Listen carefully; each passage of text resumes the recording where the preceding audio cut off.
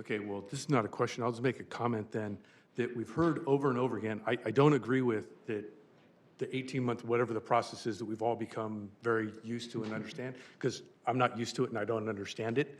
But we've also heard that the FAA creates unique processes for each one of the things they do.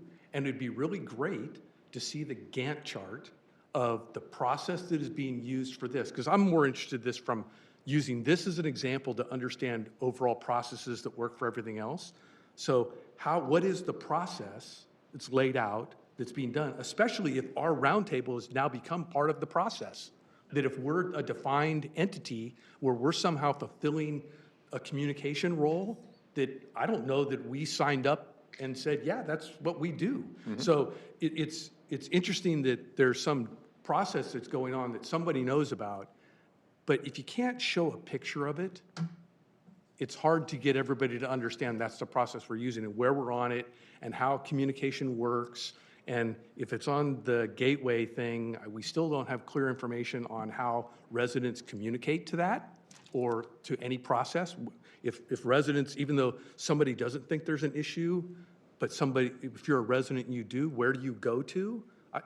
Those just all seem like open questions to me. So in your comment, you had a question. Okay. And the question was... Was it another good one? What's the process concerning the development of these conventional procedures? And it's one that we could certainly forward on to the FAA after this meeting. I'm not sure I really want to know how they do it. I'd like to know what the procedure is that's being used for this thing we've just seen that should answer all those questions and kind of maps it out. And I'm taking a lot of time, so I'll stop. I got it. I think Fabi is ready to speak to that, too.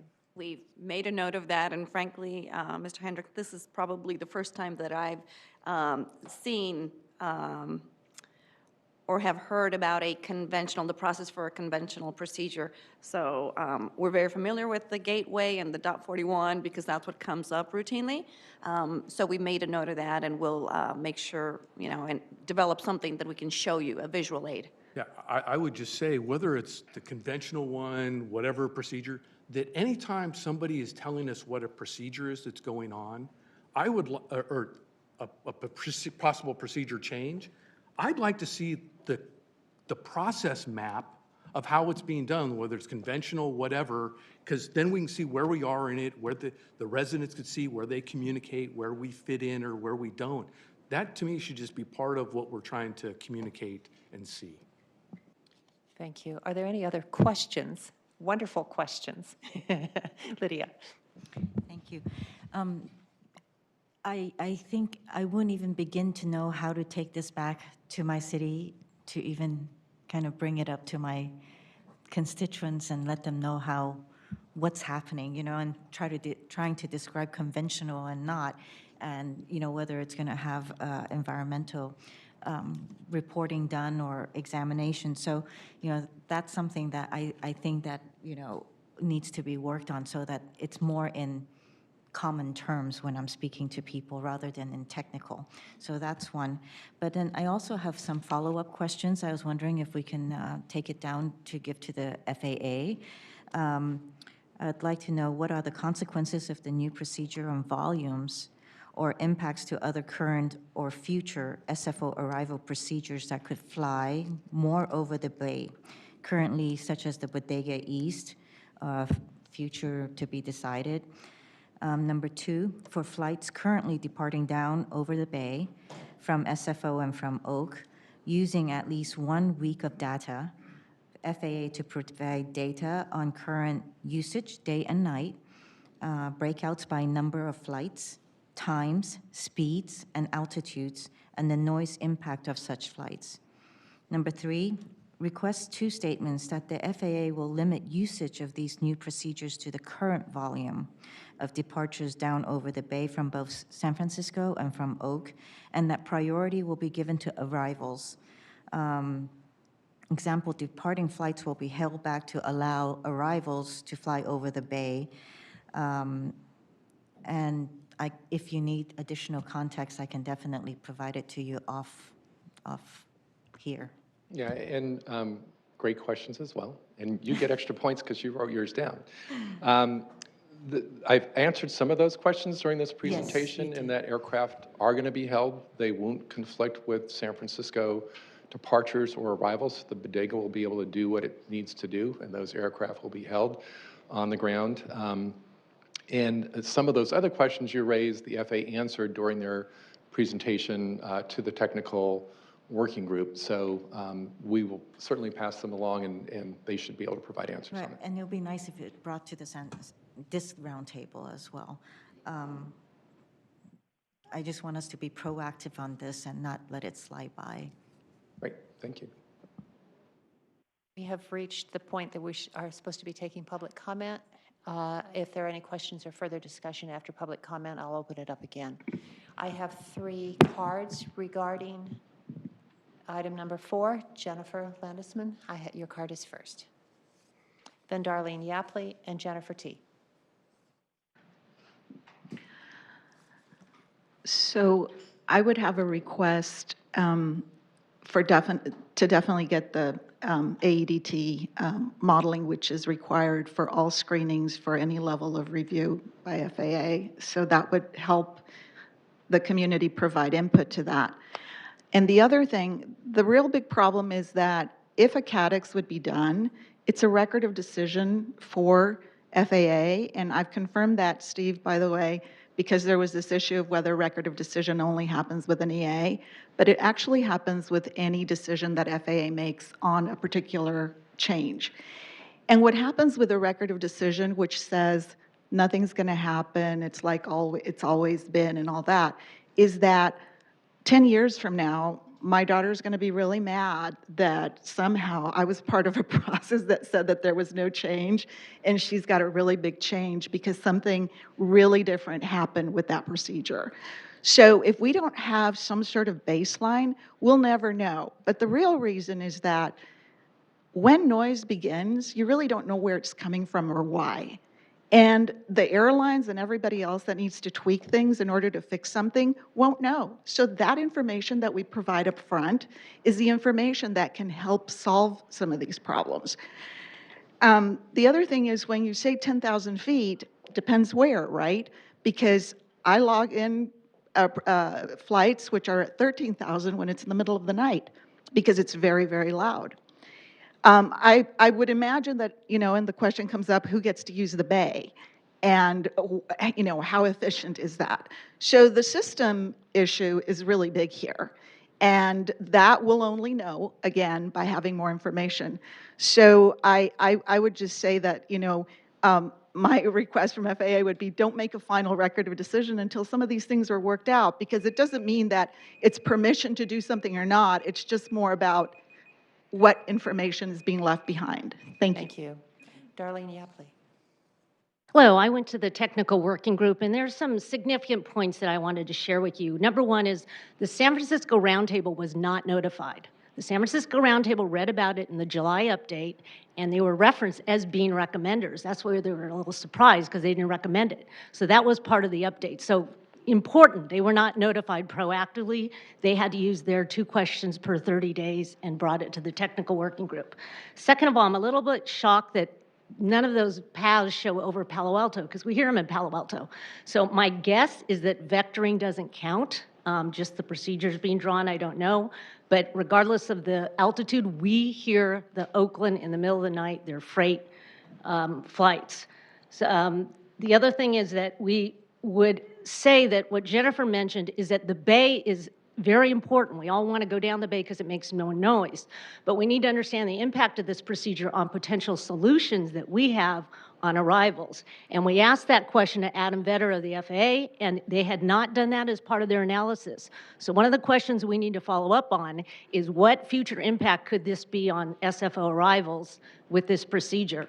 The second thing that was mentioned is we do need a baseline. We would need to know where the flights are, how many, what time, what altitude, so that we can see for real what kind of impact this has today. Because what I'm seeing in the slides and what I heard in the meeting is not what we've experienced. And then there's been a lot of issue about whether the FAA has to use AEDT or not. Maybe somebody could clarify when they have to use it, because there's a belief that they always have to use it, and there's a belief they only have to use it sometimes. And assuming they don't have to use it, I would like to see that we ask Steve, our consultant, to describe other options that we have for timing expense to run noise modeling. This isn't just for this procedure, but this is true for any procedure that we may be interested in. How can we figure this information out if we can't get it from the FAA? Thank you. Thank you, Darlene. And Jennifer T. Can I have someone pull up slide number 9? Is that possible? Because I wanted to refer to something there.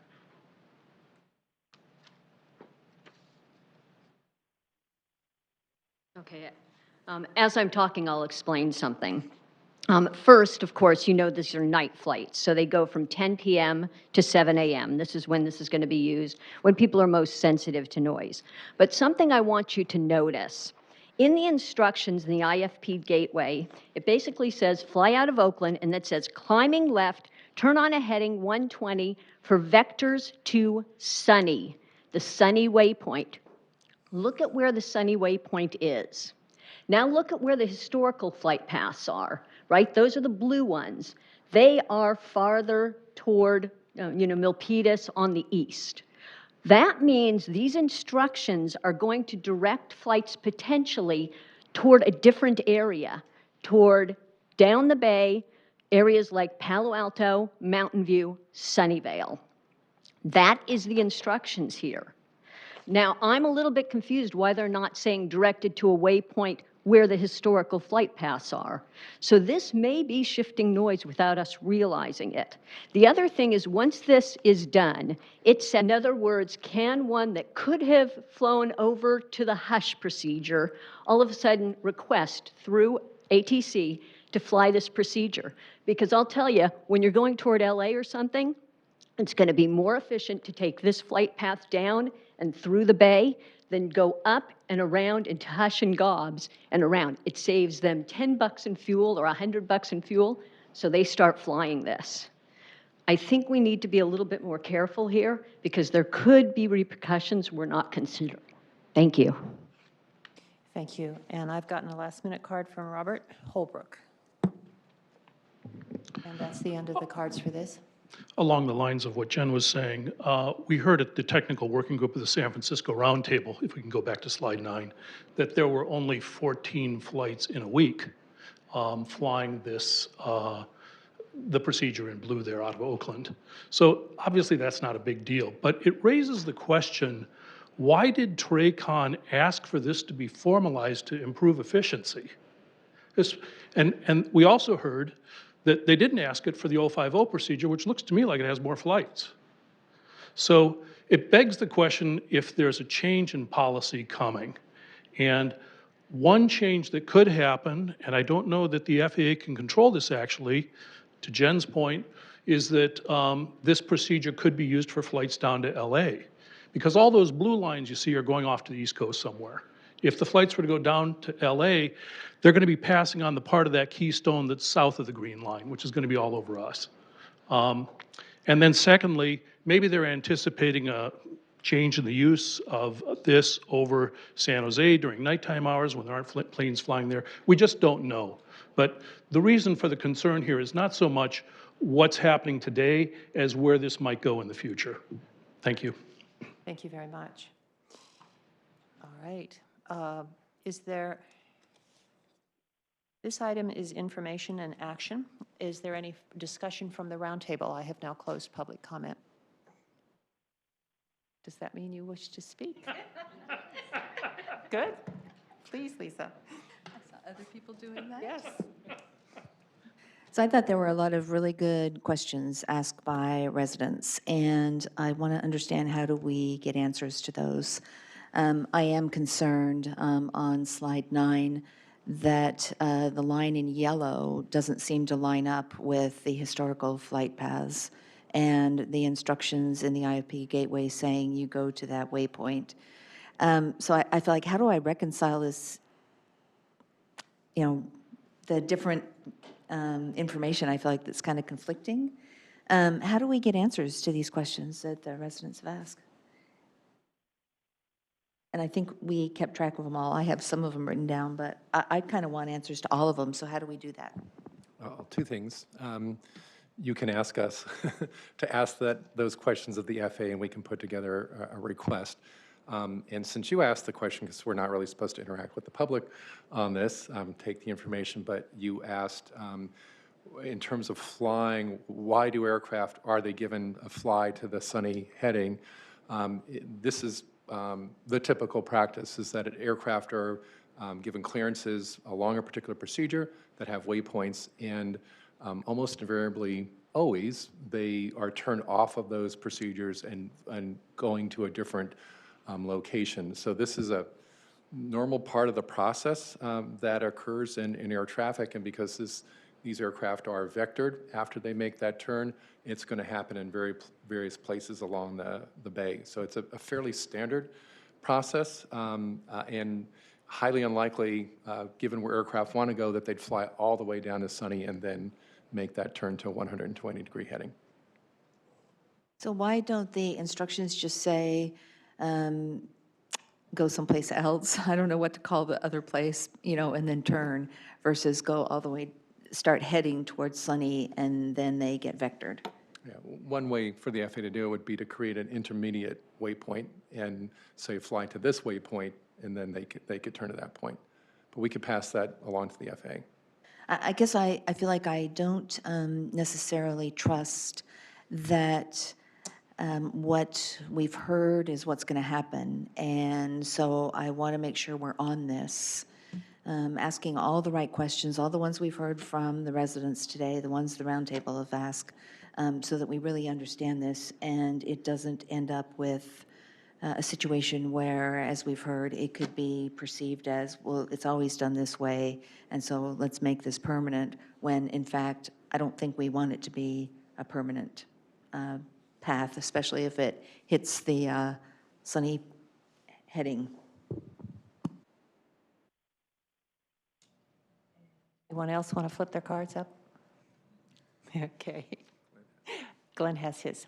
Yeah, so I have kind of a process question, and maybe this is, I'm getting into our item number 6, but it seems to me that in every meeting we've been at in this roundtable, we've had a new issue brought to the table. And so we're always trying to how we fight the new issue when we haven't gotten to the old issues. And this goes back to my overall process question, that where is the process map of how this procedure is going to be looked at? Where does this roundtable as an input process to that fit? Because then we could kind of try and deal with some of these questions of what goes on. So I guess I'm just using this as an example of the challenges we're going to have discussing item number 6 of what goes on, and how we want to be able to try and take these items that come up, and where do we really fit in with the FAA, and which of the ones of them, we don't apparently have enough time to deal with all of our issues. So how we're going to prioritize these things and decide which ones we work on. They're all important, but we can't do them all. So those are just pre-comments to when we get to 6. Lydia. I'm sure the San Francisco Roundtable is going to be, will come up with follow-up questions, and I'm just asking that we collaborate with them in working this out and producing more questions and follow-up monitoring. I guess usually also in these kind of procedures that come out, we would have a technical working committee that's working on this too, right? So hopefully we can get that going soon too. Thank you. Great. I don't see any other cards flipped up.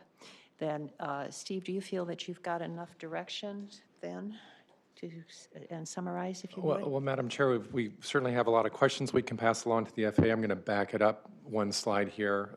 These are some of the ideas that we had that the roundtable could take action on, so that you take, the members take a formal action, and then we can leave here this meeting essentially with a charge as to what you need us to do and what the roundtable is going to be doing. And it could be any of these or none of these, or some other appropriate action. I mean, at this point, we have essentially sort of member requests, but no formal roundtable consensus about the action you want to take.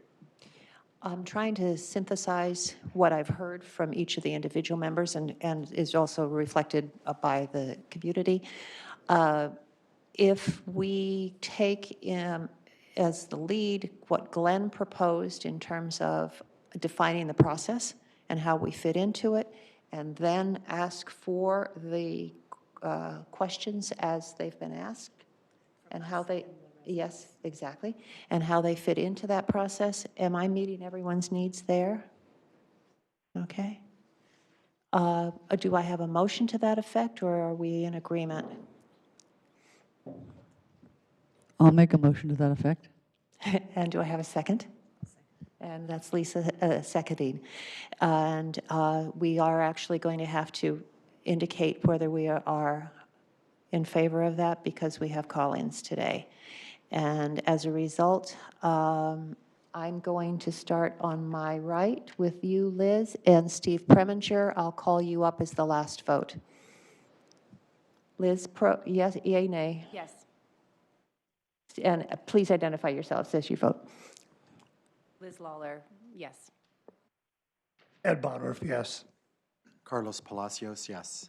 Lisa Matichak, yes. Mary Lynn Bernald, yes. Kathy Watanabe, yes. Michelle Wu, yes. Anita Enander, yes. Glenn Hendricks, yes. Lydia Ku, yes. Stephen Scharf, yes. It passes unanimously. Thank you very much. Oh, Steve Preminger. Don't say no. Steve? Not sure. No, yes. Okay, great. Thanks for the catch, Steve. Alverson. All right, it does pass unanimously, and I think we have our marching orders. And we are only a few minutes off, almost 7, on item number 5. It's a briefing on business and commercial supersonic aircraft noise regulations from Steve Alverson.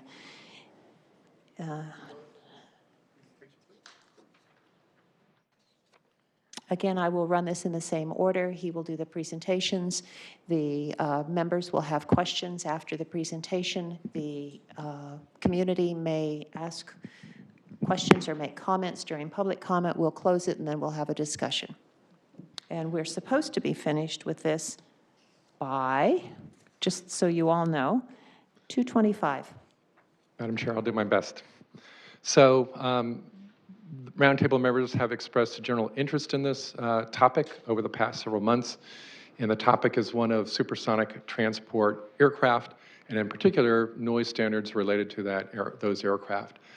In the FAA Reauthorization Act, which took place in October of last year, I think it was the 8th of October of 2018, Congress directed the FAA to establish new noise regulations related to supersonic aircraft, or also, as they're often called, SSTs.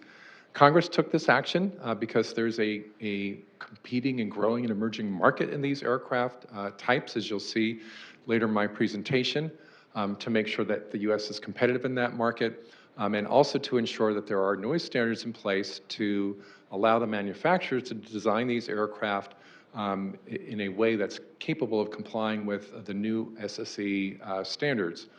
And because existing aircraft noise standards only apply to subsonic aircraft. If you take a look at noise regulations, the only supersonic noise regulations apply to the Concorde, which no longer flies. So there's a void, there's a gap, and these regulations needed to be developed.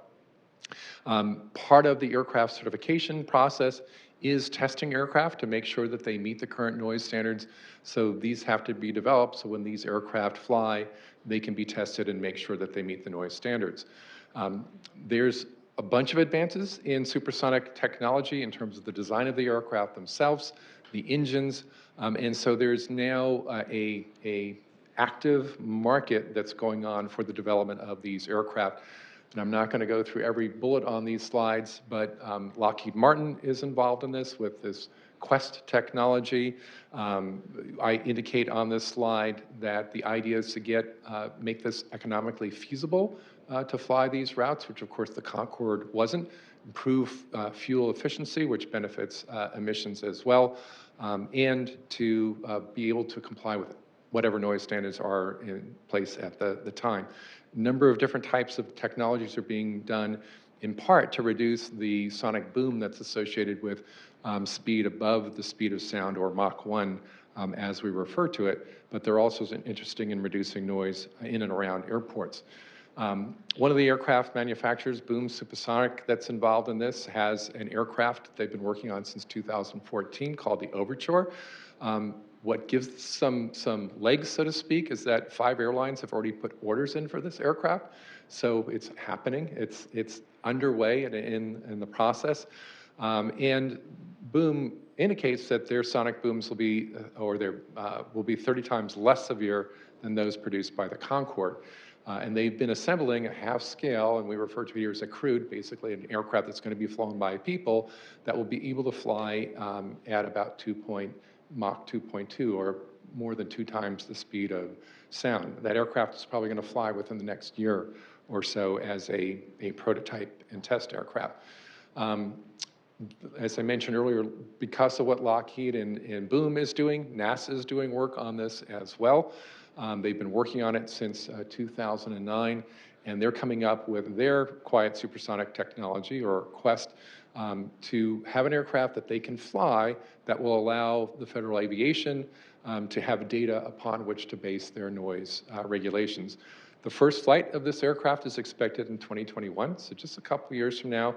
And as I mentioned, the data is going to be used and recorded where they're going to fly this aircraft over near people and see how people react to this particular noise footprint of this. Part of what I mentioned in terms of the noise standards, and I'll get to a slide in a little bit, is that the FAA wants sort of a waiver of current noise standards to allow these aircraft to fly so they can collect this data. Boeing also has supported a business version of this. It's called the Arian As2 Aircraft. One of the interesting aspects of this is they are developing what they refer to as a boomless cruise technology, where they'll be able to fly supersonic but not create a sonic boom. And the idea is that if they do that, they'll be able to fly across the United States, because right now you can't fly over land supersonically and create a supersonic boom. The other thing that Arian intends to do, and this is a smaller aircraft, it's a business aircraft, is to meet the current Stage 5 noise standards that are in place today, and also to reduce air emissions of similar type aircraft. So it's a big goal that they're shooting for there.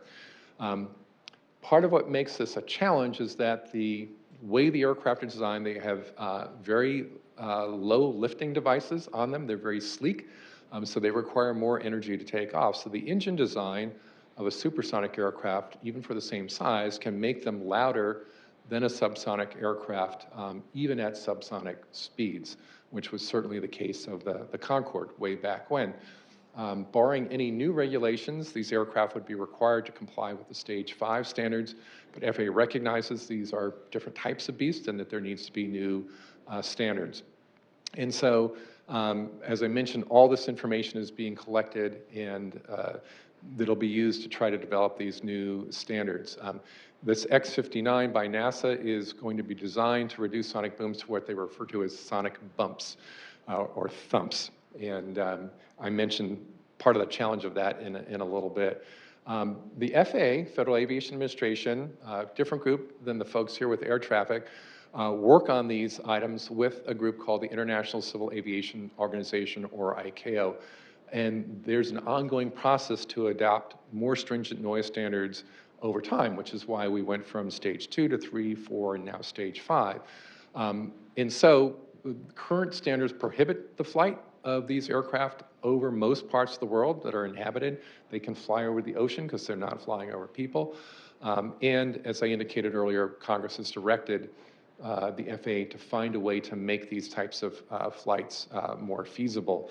The ICAO group, International Civil Aviation Group, is going through a similar exercise through what they refer to as their Committee on Aviation Environmental Protection, or CAPE. And those CAPE meetings happen on a regular basis.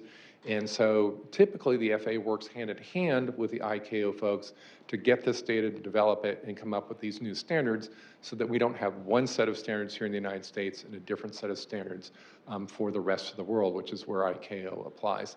Right now, the way that the current meetings are playing out with CAPE is that they have working groups that are going to be ready to vote on this standard by about 2023. And then the full organization, which is sort of a large assembly, the CAPE is like a working group, would be adopting these by about 2025. So it's not that far off in the distance, and it's something that you as a roundtable might want to take into consideration. So more studies necessary. I mentioned here some standards the NASA is working towards. There's going to be these flights, and the FAA issued this notice of proposed rulemaking a few months ago to indicate that they want to allow these aircraft to fly these flight tests so that they can measure the noise and see how the current noise levels have been reduced over previous supersonic technology. So the question is, what's at risk?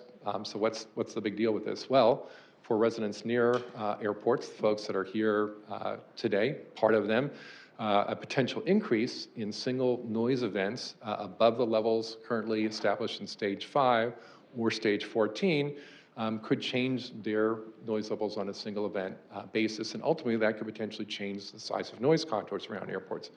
For residents who are more distant from airport, part of our audience, probably that group as well, is that there's this potential of introduction of these low-level sonic thumps over a large part of the inhabited world. And for areas where there isn't population, where people do like to go enjoy natural quiet, there's a potential for further erosion of natural quiet by these disruptive aircraft noise events. There's quite a bit of hue and cry about this out in the world. On the European side, they said that they don't have an interest in certifying these aircraft or allowing them to operate, both from an emissions and from a noise standpoint. So there's quite a groundswell behind concern about this. So, again, laying out some possible actions for you, and you can take whatever step you want. You could adopt a position as the roundtable opposing any regulations that would allow any aircraft to operate at noise levels above the current stage 5 and chapter 14 standards here in the United States. In doing that, you might take a step to authorize the chair to prepare such a letter that would go to the FAA administrator. We'd probably route it through Raquel Gervin so that it follows the normal process that we've established, and indicate that we're not interested in, as a roundtable, having supersonic aircraft make noise greater than the current standards. You could also authorize the chair to prepare a similar letter to our congressional representatives to ask them to develop and pass legislation that instructs the FAA to keep aircraft's noise levels where they are at stage 5 or chapter 14 standards, and to continue as a group to monitor this particular issue as the FAA and ICAO move towards regulations to prevent any what we were typically referred to as backsliding of these noise regulations and aircraft noise standards. Or, again, whatever you decide as a group you'd like to do, this is just throwing some ideas out for you to consider. So with that, that's my brief presentation, and I'll take any questions you might have. Thank you. I see Glenn's right on it. Yeah, I'm going to try and see if I can ask good questions again. So are there any regulations for military aircraft as it relates to flying above Mach 1?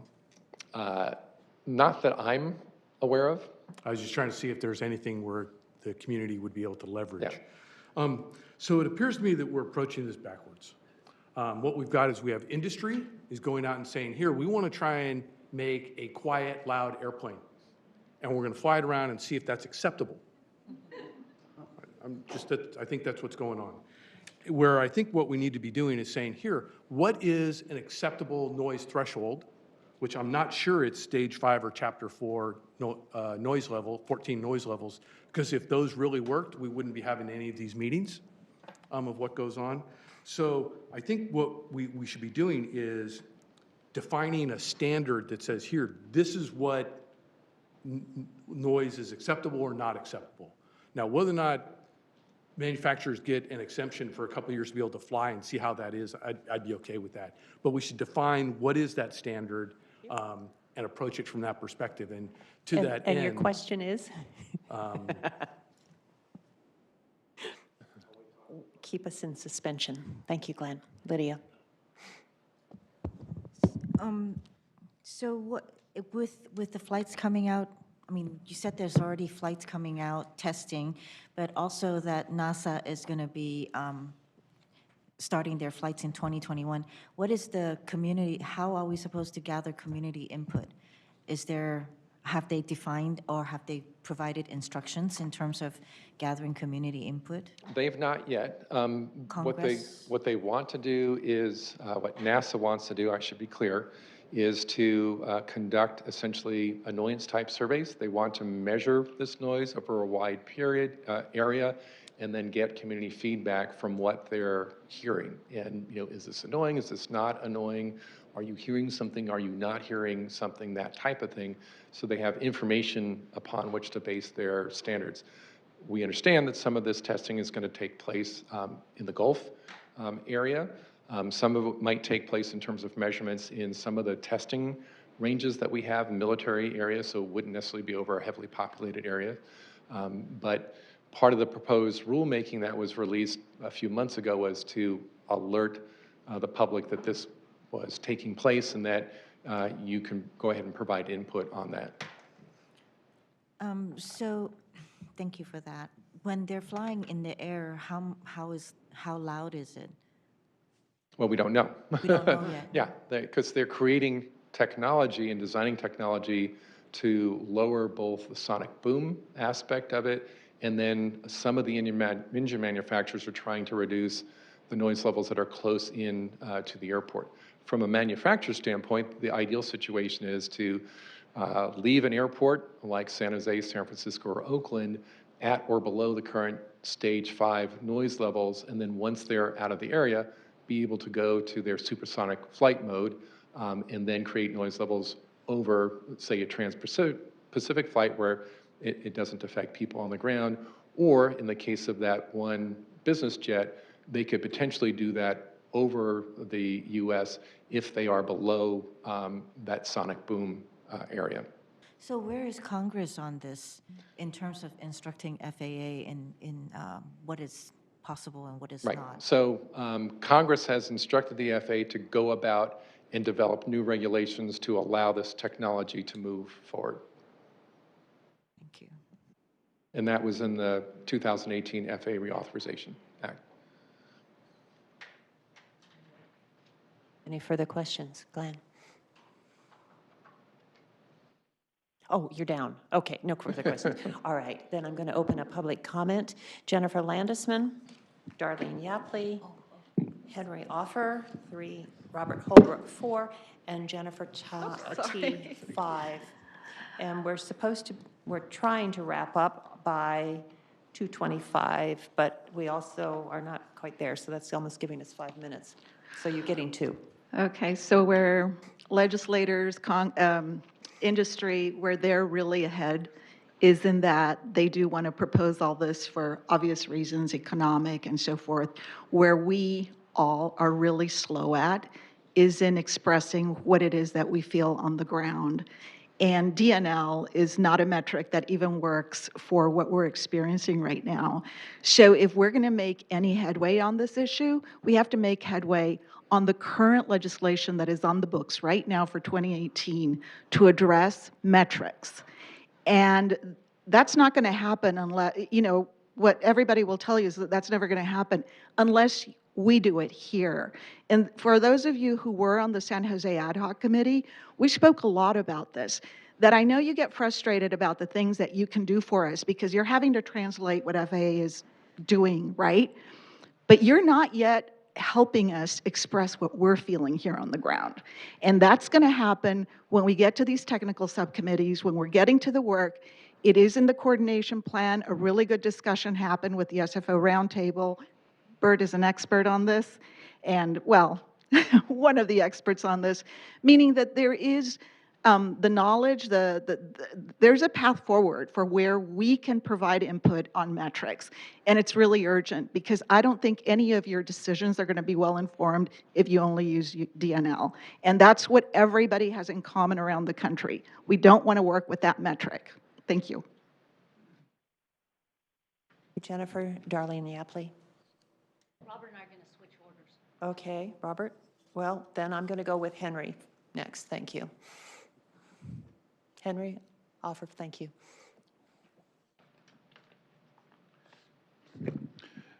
Pretty much a general comment, but they much relate to Honorable Hendrick's mentions earlier about the presentations. In particular, I could use slide 9 as an example. It looked very clear and understandable, but to me, it was like a sales pitch, totally out of context. What about the rest of the story? I think the Roundtable Committee ought to be looking at the big picture when they hear a sales pitch like this, and I'm not knocking it. It could be a very wonderful idea, but I think there's an obligation to look at the big picture. For example, when Surfer was first proposed, Next Gen Metroplex was on and on, multiple pages about safety this, safety that's what it's all about. However, the meetings and the griping for 4.5 years now have been primarily about noise. Well, I think there needs to be, a good focus on the safety. And for example, where I live, which is Zayante Road near Summit Road, I happen to live in a triple point intersection of those flights, and I've personally seen at least 2 of those. One might think that, just because the paths intersect doesn't mean the planes are ever going to be there at the same place at the same time. Well, I know they're separated by elevation, not much, because we're over 2,000 foot elevation from the ground, not sea level. And so that's 3 flight paths, but recently I've noticed additional flights coming towards Southern California from apparently Oakland Airport, San Jose Airport, and certainly some from San Francisco Airport, all outbound. And these are stacked, all or 3 of these are stacked underneath the inbound to San Francisco. So that's the rest of the picture for that kind of change. But it isn't really discussed, but on the ground you see it, we hear it, and it makes me fearful that, if there's an accident, God help the Santa Cruz Mountains, those fires can never be put out, and it'll look like paradise fires again. Anyway, I'd just like to emphasize, looking at the big picture, for all of these considerations, it would be the right thing. Thank you very much. All right. Robert, I'm taking it you're going to speak first. Okay. Yes, okay. Robert Holbrook. Boom Supersonic, commenting on sonic booms for test flights, recently wrote the FAA that even an action that exposed a test area to 28,835 daytime Concorde level sonic booms per year would fail to be significant under the FAA's DNL standard. Can the inadequacy of the DNL standard be made more clear? The rules the FAA uses to referee the game must be reformed, and the Roundtable should remind the FAA and Congress often of how important this is and track progress. Today we heard that Boom's airplane will be 30 times quieter than Concorde. That sounds good until you realize that decibels work like the Richter scale, and that if a Concorde was 105 dB, as I've read, that's still over 90 dB, which is very loud. Supersonic travel over land would save travelers only about an hour between New York and LA, and for this, each flight would expose people coast to coast to a sonic boom and burn huge amounts of fuel. Last summer, a Senate draft of the reauthorization bill dealt with supersonic. It called on the FAA to set a standard informed by noise levels tolerated in the US for non-aviation purposes. I guess that's jackhammers and rock concerts. Another clause called for noise standards for takeoff and landing, which means us, to revert from the latest standard that took effect last year to the standard defined 42 years ago. These clauses weren't in the final bill, but industry tipped its hand, and rulemaking is around the corner. Given this urgency, I encourage you to ask our working groups to draft a resolution on supersonic to be considered at the next meeting. I've done a lot of research on this topic, and I'd be happy to help. Thank you. Thank you, Robert. Darlene Yapley. You know we're in trouble when industry comes up with terms like quiet supersonic technology, boomless cruise, and sonic thumps.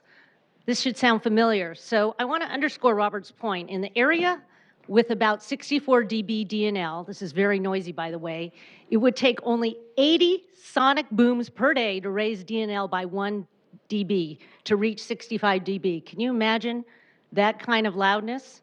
This is absurd. It shows there's something fundamentally wrong with the DNL measure to impact communities, and we need to change the metric. So I reinforce the slide that was presented. We do need to engage our congressional reps. We do need to take a position. We need to comment on the legislation, and we also need to do what Glenn said, which is propose the noise level. Thank you very much. And Jennifer T. Hi, we're already impacted by next gen. We're already impacted by noise. Now, industry and Congress may be pushing forward on something, supersonics, that would cause more noise over us. It's abysmal. Bringing back supersonics needs to be a huge hurdle. In other words, they need to meet a huge hurdle in order for that ban to be removed. Our team, our Sunnyvale Cupertino team, wrote a letter to the FAA, basically asking for two things if supersonics were introduced. No audible sonic boom at ground level. Under no circumstances should there be any characteristic of a sonic boom that is audible at ground level. Number two, aircraft standards should match between supersonic and subsonic. That doesn't mean we revert back to 1973 standards for supersonic. It means it matches. If they cannot meet those two standards, then these flights should not be allowed, the ban should not be removed. And at minimum, these planes should not be allowed in a metroplex where there are millions of residents already impacted. None of these, if they cannot meet those criteria, should be allowed. And we need to engage our Congress members to make sure that at minimum, the metroplexes are protected and our San Francisco area is protected. Thank you. Thank you. Is there anyone else? I have no more further slips. Seeing that, I will close public hearing, and I cut Glenn off. I think he had some comments he wanted to make. Well, yeah, I was saving to get to what is a motion, and I don't know if I'm ready to make a motion. And I think that we should encourage our chair, and I'll be looking for other comments here, to write a letter to the FAA and in particular to our Congress members and Senate members about this. And it's really in the essence of taking all that was said here about let's put noise standards in place that make sense, that relate to what is noise that is heard on the ground. We need to be careful how we define ground, not sea level, because if you're at 2,000 feet, we need to take that into account as well. And define what those standards are, and that's what industry is going to have to meet. And the standard essentially should be is we shouldn't hear them as they're flying over. And you could define that in any way. I'll make one other piece that I would say, and this might be semi-controversial. I would open up the San Francisco Metroplex as a testing area for letting these aircraft fly, as long as we got extra votes that got to say whether or not it's acceptable or not acceptable of what goes on for what it is. Because I think we'd get quite, if people were hearing it, I think there'd be quite a bit of feedback that says this is not acceptable. But having the testing take place like where nobody is, that's not going to work. If there's going to be a testing program that has to have lots of ability for public input and all that kind of stuff, it's got to go someplace where there's people where you'd get real feedback about what's going on. But the real point is encourage you to write the letter with all the appropriate things. And Anita, I saw your side up next, and then Kathy, yours next. I'd like to second the motion for purposes of being able to discuss it, but I'd also like to offer Glenn a friendly tweak, and that we specifically indicate that DNL is not an acceptable standard. I'm good.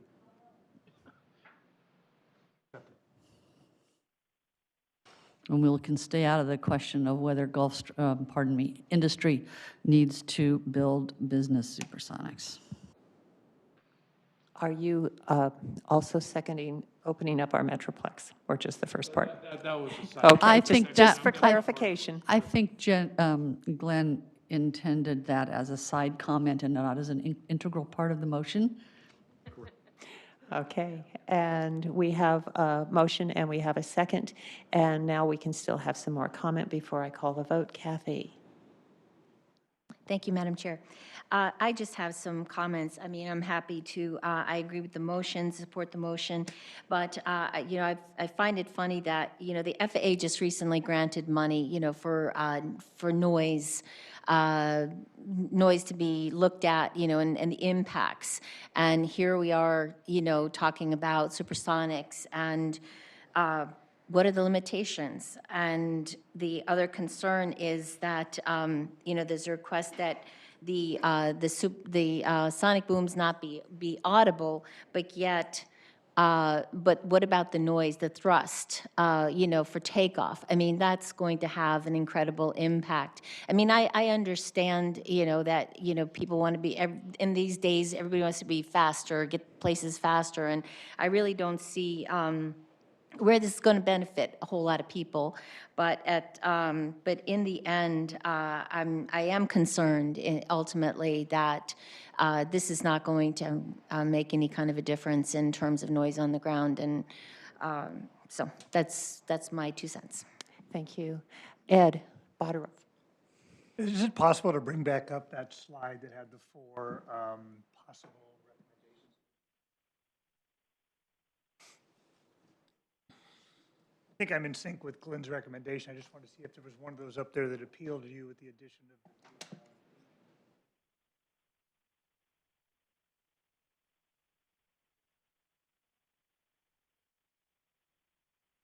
possibly number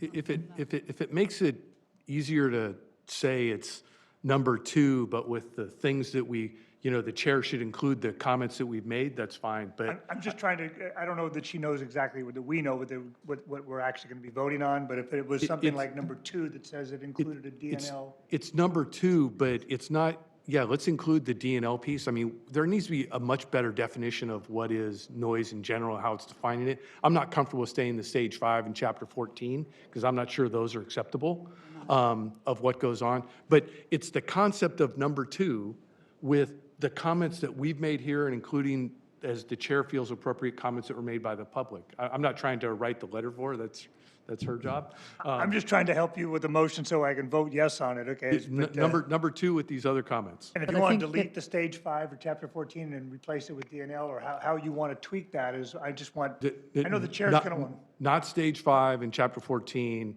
that it needs to be something more. DNL is not cutting it today, and there needs to be a better definition of what we mean by impact of sound on the ground. Not, it's cumulative effect, it's single time, or single event noise that needs to go on. All those factors need to be discussed in this.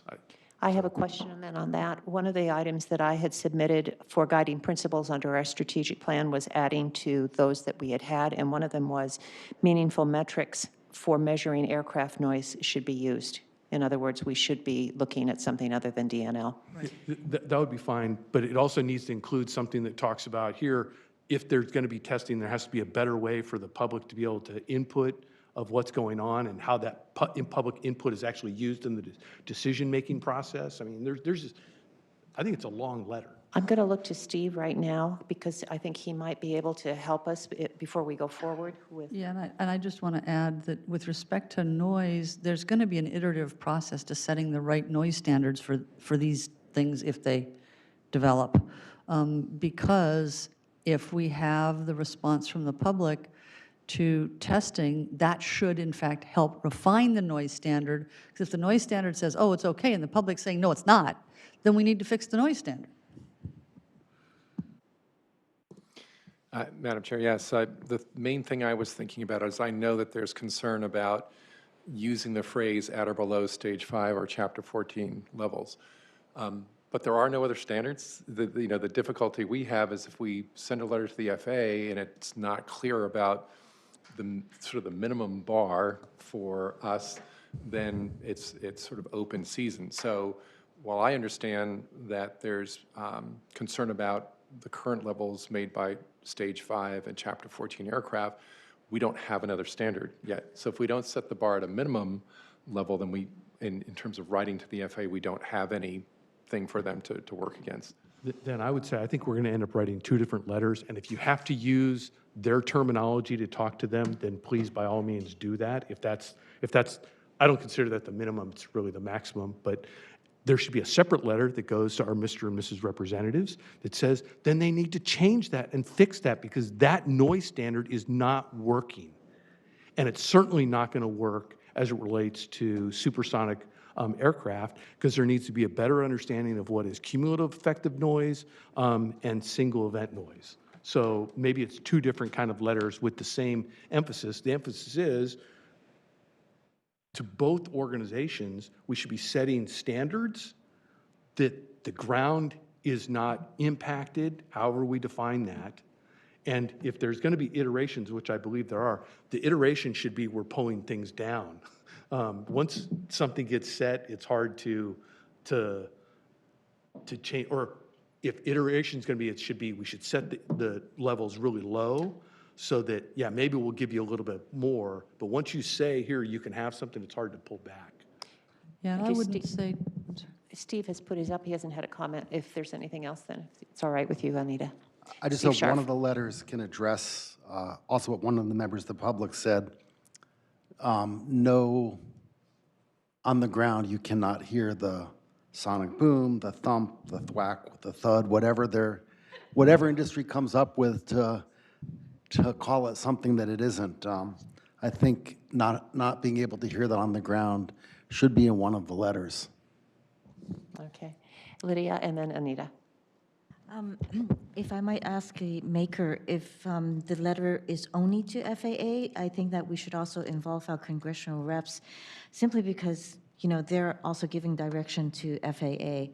And I'd like our congressional reps to know that there is great concern here. My original comment was that the letter is to both those organizations, Congress and the Senate, Okay. of what goes on. And if the chair needs to go ahead and tailor them slightly different to the different entities, that would be okay to me. So that's part of the motion. Thank you so much. Also, about what Mr. Holbrook said about a resolution, would it be possible for us to have wording, a resolution included in your motion, to have it brought back to us at the next meeting, wording for a resolution? To state that this roundtable... I don't know what's different from a resolution from writing a letter, but Well, at least you, as once the resolution is written, it comes back to you for your approval. The letters will be going out. Yes. you're all right with, I'm fine with the resolution. That's Okay. fine. It doesn't Are matter. you amending the motion Second. then to include Sure. a resolution? And Anita, are you seconding that? and I just want to say, I think the 2 letters, or the letters to the 2 different groups of addressees should be pretty consistent.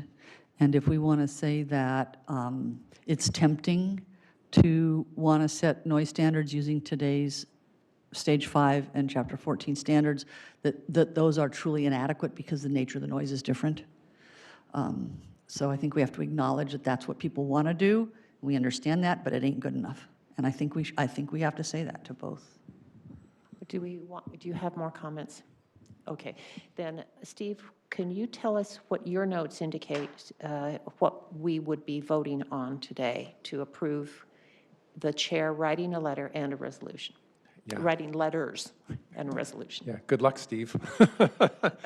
Yeah, I think the general sense, Madam Chair, that we heard both from the roundtable members and from the audience is that we don't want to have a regulation that would allow impacts of supersonic aircraft either at an airport or over land and have it not be audible, and to look for levels that are below the current Stage 5 and Stage 14 or Chapter 14 levels for those aircraft, as well as to express concern to our congressional representatives of allowing this to move forward, and then finally that the DNL metric is not an adequate metric to use as a regulatory measure to evaluate these aircraft.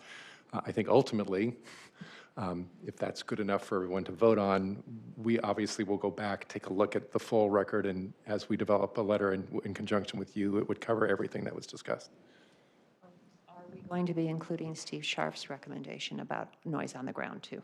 I did not hear that. Yeah, it would just require Anita to say yes. Okay, we've got that. Does that reflect your motion and your second, Anita? All right. Steve Preminger, hello. I'm going to call the vote. Oh, I'm sorry. No, I didn't see you, Lisa. Thank you. Hold on, So, Steve. I think I also want to see if we can include that that's not the end of the activities that this group does. And so the fourth bullet point there, we continue to monitor this, is kind of incorporated in that. I don't want this to be the end of it. This group needs to stay on top of it. Are you agreeable to that and amending the motion, both of you? Yes. All right. Okay, no more signs up. Steve Preminger, A or nay? I'm not sure there's a need for the resolution if the letter is sort of a consensus letter from what we've heard. So I would vote yes, but with that concern, and see if anybody agrees with me. What is the feeling of the roundtable regarding the resolution? Liz, I'll go from you down. If any input, resolution, yes or no? Do we keep it on the table or not? I don't really know what difference it would make if we're writing a letter. So is it absolutely necessary to have a resolution? Okay, Ed? I don't believe a resolution is necessary. Carlos? A letter's fine with me. Lisa? Letters are fine with me. Kathy? Letter is fine. Michelle? Yeah, letter is acceptable. Anita? Letter's fine. We can always do a resolution when things get rocking. Good. Glenn? Ditto. Lydia? Okay. Steve? Fine. Okay, there you go, Steve Clemenger. So now we have the, Yeah, Madam Chair, just yes, please. from parliamentary procedure, have Glenn amend the motion to take out the resolution, have Anita I second amend it. the motion to take out the resolution. As a seconding person, I concur. Yes. Okay, good. Now we are prepared to vote. Let's shake it up a little bit. Steve Scharf? Aye. Yes, Lydia. Identify yourselves, please, before you vote. Oh, Yes, Stephen I do. Scharf, Yes. aye. Lydia Ku, yes. Glenn Hendricks, yes. Anita Enander, yes. Michelle Wu, yes. Kathy Watanabe, yes. Mary Lynn Bernold, yes. Lisa Matichak, yes. Carlos Palacios, yes. Ed Bodorf, yes. Liz Lawler, yes. Steve Preminger? Preminger, yes. It passes unanimously. Thank you very much. And that recognizes that Cynthia Matthews is absent too, so, in the vote. All right, we are now at item number 6, which has to do with the Strategic Plan and Work Program Ad Hoc Committee, Subcommittee report. And first, I'd like to, before I introduce Lisa, who was the chair, and forgive me, there have been papers flying with this last one. I had a couple of items that I did want to bring to the attention of the roundtable as a whole.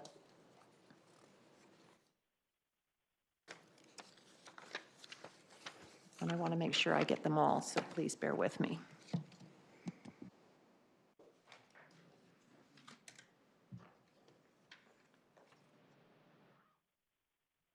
Opportunity if anyone does want to submit speaker slips to send them in, take them over to Mr. All right, first and foremost, I want to thank the work of Lydia Ku, Anita Enander, and Lisa. I really appreciate the time and effort and expertise that you all put into it. I do have to say that unfortunately I got bronchitis when they started working on the work program. And so I did not actively participate. So their efforts are their efforts, and I really do appreciate it very, very much. There are a couple of caveats that I think we need to know in our going forward as a roundtable, and those include the congressional statement from February 27th that said we should not, and they do not want us reopening the select committee process. The second one is the roundtable recognizes it is contrary to FAA policy to move aircraft noise from over one community to another community in order to alleviate noise. And finally, for us as a roundtable, our strategic plan and work program should reflect the entire members' input, their priorities, and it's essential that at this time we recognize that we have regional consensus. So the only other thing is, as advisory, is the roundtable can declare, but it can't necessarily, as we have seen, affect FAA procedures. So I'm advising us when we begin to make our final decisions on what's going to happen here in our strategic plan and our work program, or as the subcommittee is calling it, work plan, that we keep that in mind, that we work to advise the FAA and work within their procedures, which Glenn has over and over drummed home, that we need to understand when we can have input and when it's appropriate. So with that, I'm going to turn this over to Lisa, and again, thank the subcommittee for all their hard work. I'd also like to thank the subcommittee members for their work. Actually, maybe it was called an ad hoc committee, sorry. We, as you saw in the packet, we met 5 times, and we have done quite a bit of work on both the work plan and the strategic plan. And you'll note we started calling it the work plan instead of the work program. We all were just calling it that, and so we thought, why don't we just potentially change the name to work plan? It must be something we're all used to. So we're suggesting we change the name. So as we got closer and closer to having the next draft of the documents, we thought we should check in with the rest of the roundtable members to make sure that they were in agreement with our approach. And the most substantial changes are ones to the work plan in terms of the organization of it. So if you look in the packet, you will see starting on page 16 and 17, the proposed outline for the work plan. We added a little bit of background on page 15, and then 16, 17 is the outline for the work plan, and then page 18 is our suggested approach to priorities, and I'll get to that in a minute. I also want to note that in the packet, actually I was kind of surprised to see it in there, but it is helpful, the original draft of the documents for reference, but those are not the current drafts of the documents. I want to go into this a little bit. The work plan is organized into 3 buckets, you'll see there, 1.0, 2.0, and 3.0. And 1.0 is primarily around following up on the previous work that was done by different bodies, and then new procedures as they come about. And so you'll see underneath that a bunch of activities. Almost all of them come from the original draft of the work plan. We added one more, which is 1.2.3, which is the FAA report, the FAA initiative to address noise concerns of Santa Cruz, Santa Clara, San Mateo, San Francisco counties, because that's also something we want to follow up on. Bucket 2 is the advocating for legislative and policy changes. I think this is a really important one. I think many of us feel like we need to get more involved in this. And some of these come from the original work plan, some are new. The new ones are 2.4, 2.5, and 2.6. And we talked about one of those today, the supersonic aircraft. We also want to talk about drones because they have an impact on noise in our communities. And then also technology to potentially reduce aircraft noise and environmental concerns. And you'll see some listed there. The ones that I know this group has talked about in the past, like GBAS, but also time-based flow management and the implications of that. And then the third bucket is basically actions take to make sure the roundtable is effective. And most of those also come from the original draft. A couple are new. The new ones are 3.3, which is solicit airline participation on an as-needed basis, as well as forming a third ad hoc committee, which would be a group to collect the basic data for reference. So everything else on here is from the original work plan. And just to summarize the new ones, 1.2.3, 2.4, 2.5, 2.6, 3.3, and 3.4.3. So not a whole lot of new ones, but we felt they were important to include. Anita, did you have? I just want to add that we didn't take anything out. Correct. We did agglomerate or revise some things, but nothing has been omitted. Correct, right. Thank you for pointing that out.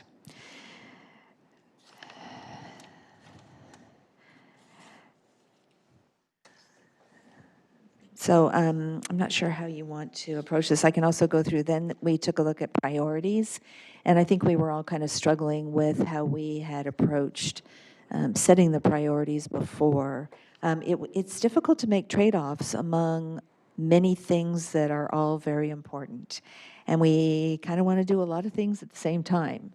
So on page 18, where it lists the priorities, we feel like the first priority is basically to respond to the FAA, whether that be when FAA responds to any of the recommendations or reports that have been previously done, or a new procedure is introduced.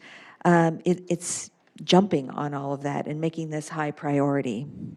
The second is establishing the working committees, and again, we proposed one more, but there would be 3. And you will see those listed on page 16, 1.2. I'm sorry, on page 17, 3.4. And it's the technical working group, the legislative committee, and then the basic data committee. And those can operate in parallel. And we feel like they need to be responsive to things that might come about, as well as proactive in addressing concerns we have.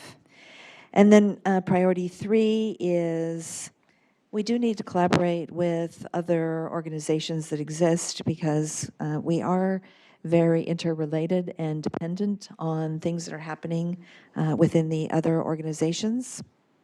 And priority 4 is basically all the administrative actions that might have to be taken to make sure this is an effective roundtable. So again, we don't want to say we're going to do 1, 2, 3, 4, 5, 6, because we think we need to do a lot of things at the same time in parallel, and we can leverage the working committees to do quite a bit of that work. But we also need to make sure everyone on the roundtable is effective.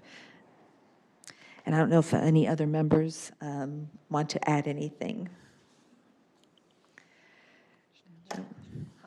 The procedure for today, again, is something that we've been trying to follow throughout this meeting. You've given your report. Now the committee members have an opportunity to ask questions. The one thing I'm going to ask is that I'd like at this point for the questions to be general, and not that we go work 1, 2, and 3 specific with all the subsets at this point, just if we have questions for understanding how that goes. There will be only questions at this point, then there will be public input, and then we will close the, public comment. And then there will be an opportunity for us to discuss this. I hope we're all clear on that. Anita? I just want to clarify that with the work plan, obviously, this is basically just the core objectives. We took out all the ancillary things like the background, the impact, the resource commitments, and so on, just on the sense that it was easier to review these and to develop either a consensus or to do changes to these before we then fleshed it back out with all the rest of that other material. So that material hasn't disappeared, hasn't gone away. We just dropped it for the moment. Glenn? Yeah, I'll try and keep these to questions, and they're kind of macro. how are we envisioning that the committees were going to work? And it's kind of the overall structure of this working group. I'm in different bodies where sometimes the committees do all the work and it kind of comes back to the body and the body just rubber stamps, says yes or no? Or is it going to be where sometimes the committee does stuff and then we rehash it all in the big group body? So how were we envisioning the committees were going to work in the overall structure of this roundtable? Anyone? We hadn't gone into great depth on that, but my perspective is that the committees, similar to the one that we formed to do these two documents, the committee would go off and do the work with public input. We've got a lot of experts in our communities, and then bring it back to the roundtable for discussion and direction. Also, following what I have observed San Francisco Roundtable's working groups in action, and what they do is they're assigned a topic and then they, from the main body, and then they would go back and discuss it and find out, do the research and vetting of it, and then bring it back to the roundtable, entire roundtable, and present it to a roundtable. At that time, they'll take questions, comments, and if it's not something that the roundtable accepts, they will go back again and review it, or get recommendations from the entire board. But it's something that does not get rubber stamped, definitely from the observing the San Francisco Roundtable. There is a very hearty discussion. I don't see it as any of these committees taking unilateral action in any way, shape, or form. That was Anita. Glenn, did you have other questions? Yeah, then a little bit about the legislative committee. Again, how do we envision that was? Because, for example, in the sonic noise we just went through, legislative action, we want to do something legislatively, is the action that it comes out of looking at that. Do we imagine that we're going to look at individual items, whatever it is we're looking at, and we may say, here, that's a legislative, an action to take is legislative, and then we say go to the legislative committee to go work out the language of what that is? Or I'm just concerned how we're deciding what is something the legislative group works on or not, because trying to do legislation is a potential action or remedy that might come out of the discussion of whatever the individual topic is, if that makes sense. Yeah, I think the legislative group would be both reactive as well as proactive. And they could be reactive to legislation that we hear about that is introduced, as well as direction from the roundtable to work on it. But I would also expect the legislative committee to be thinking about what legislation we would like to see drafted, and draft it to bring it to the roundtable for discussion and direction. And if I may, I would think we'd be working in concert with our congressionals. Absolutely. Okay, those are all things that I have that I can put a question. Thank you. I have 7 speaker slips for item number 6. It looks like another one's coming in, so it's 8. We are now getting close to having 1 minute each for response. And I believe Evan will bring that over and set the timer too at the same time. Thank you. I'll hold up for that.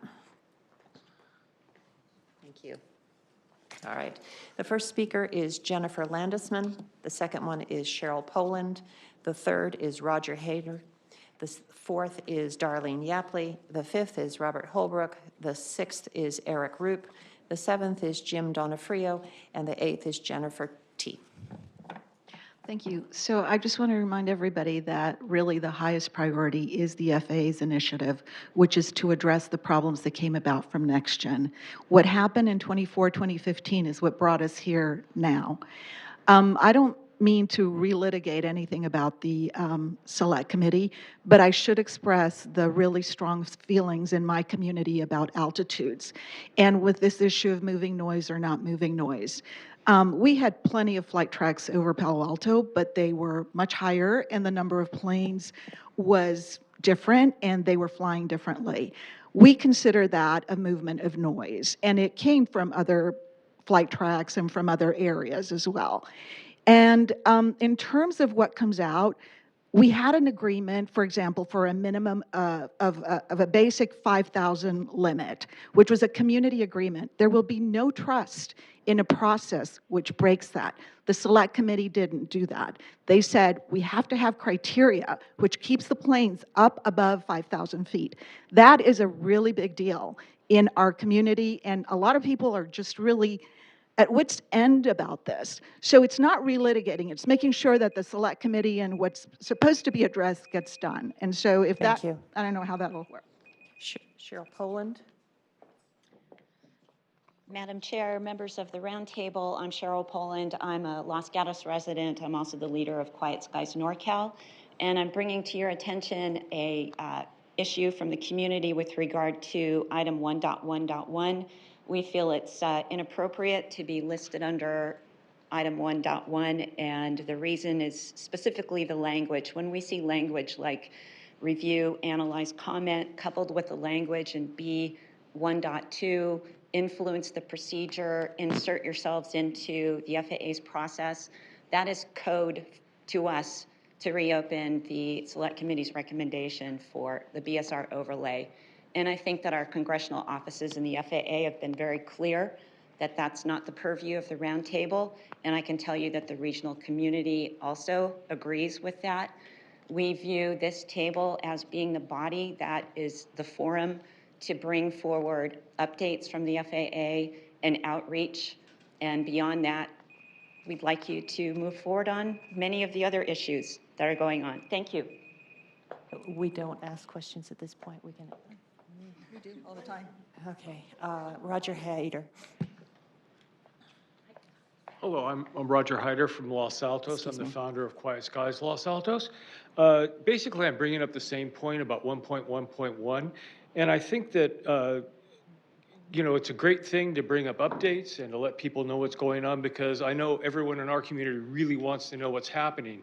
However, revisiting it, discussing it, trying to second guess it or change it, that's relatively unacceptable, I think, in the grand scheme of things. It was a very long process that was undertaken with a very specific supermajority result, and we'd like everybody to adhere to it and progress and give us the solution we wanted. One of the things that came up as this discussion was happening is that per the select committee, and you might also want to adopt it, there's only a couple experts on aviation in the room, and they're sitting at that table, and the background people behind it, and him as well. But to say that there are community experts, there are community enthusiasts and community advocates, but unless they have some real bona fides that they can bring forward, they're not experts. I'm sorry. You might want to discuss that. Thank you. Thank you. Darlene Yapley. Anita made an edit to the August 14th strategic plan that said the FAA policy is not to move noise, and also added that the next gen moved and concentrated noise. Marilyn, I noticed you deleted part of her comment, and without that context, there's a problem for two reasons. Oh, if I'm, okay. You just took 10 seconds. The principal section is supposed to be about principles of the SCSC, not about the FAA. And these principles are supposed to be how we conduct business, not how the FAA conducts business. And this is not a principle that was part of the select committee. Number two, the statement's inaccurate. The FAA does move noise over one community to alleviate noise for other communities. What do you think the Big Sur overlay is? What do you think Pirate 2 was? Intentionally or not, they moved noise. Also, if you read the packet, Rachel Gervin's letter, August 23rd, says the FAA recognizes airspace changes and should take into account shifting potential environmental impacts from one community to the other, and should collaborate with communities. So they're not making a hard and fast rules. That's in this meeting packet. So if you're going to put that in your principle, you should have the context. Thank you. Robert Holbrook. First, thanks to the ad hoc committee members. You made great progress. Regarding priorities, We are constrained by ESA and FSA availability, and their time needs to be carefully used and prioritized. But there's a lot of work we can do without them. So before we write off any projects, let's check to see if there's people who are willing to volunteer, recognizing that people make time for the things they care about. I would like to reinforce what Darlene said about the statement regarding FAA policy not moving noise. I appreciate the spirit of it, but incorporating that statement in our document acknowledges and suggests that we accept that the FAA can shift noise for efficiency reasons, as they did with BSR and Southflow, and more recently with Pirate, and leave us without recourse. That's not what we want. And as Darlene said, it's not clear that this really is FAA policy when it gets down to it. After all, they agreed to move Surfer back to Big Sur overlay. The FAA themselves proposed a shift in flow for South Flow over a new area, which the community rejected. And we're still talking about Pirate. Let's state our own policy against shifting noise, which allows that it's okay to revert noise to where it was historically and keep it there. Thank you. Thank you, Robert. Eric Rupp. Eric Rupp, Save Our Skies Santa Cruz. I'm here to amplify the idea that it's inappropriate for the roundtable to influence the BSR overlay development. This is not within the roundtable's own strategic plan. To reopen and relitigate this, it flies in the face of the citizen participation, the FAA's own stated desire that this not be reopened, and the stated desires of the congressional reps and the roundtable's own congressional plan. The roundtable should advocate for the speedy implementation of the Select Committee's recommendations and provide feedback. Finally, democracy is a fragile thing, and we need you to safeguard the process and get the FAA to deliver what we've all invested so much in. Thank you. Jim Donofrio.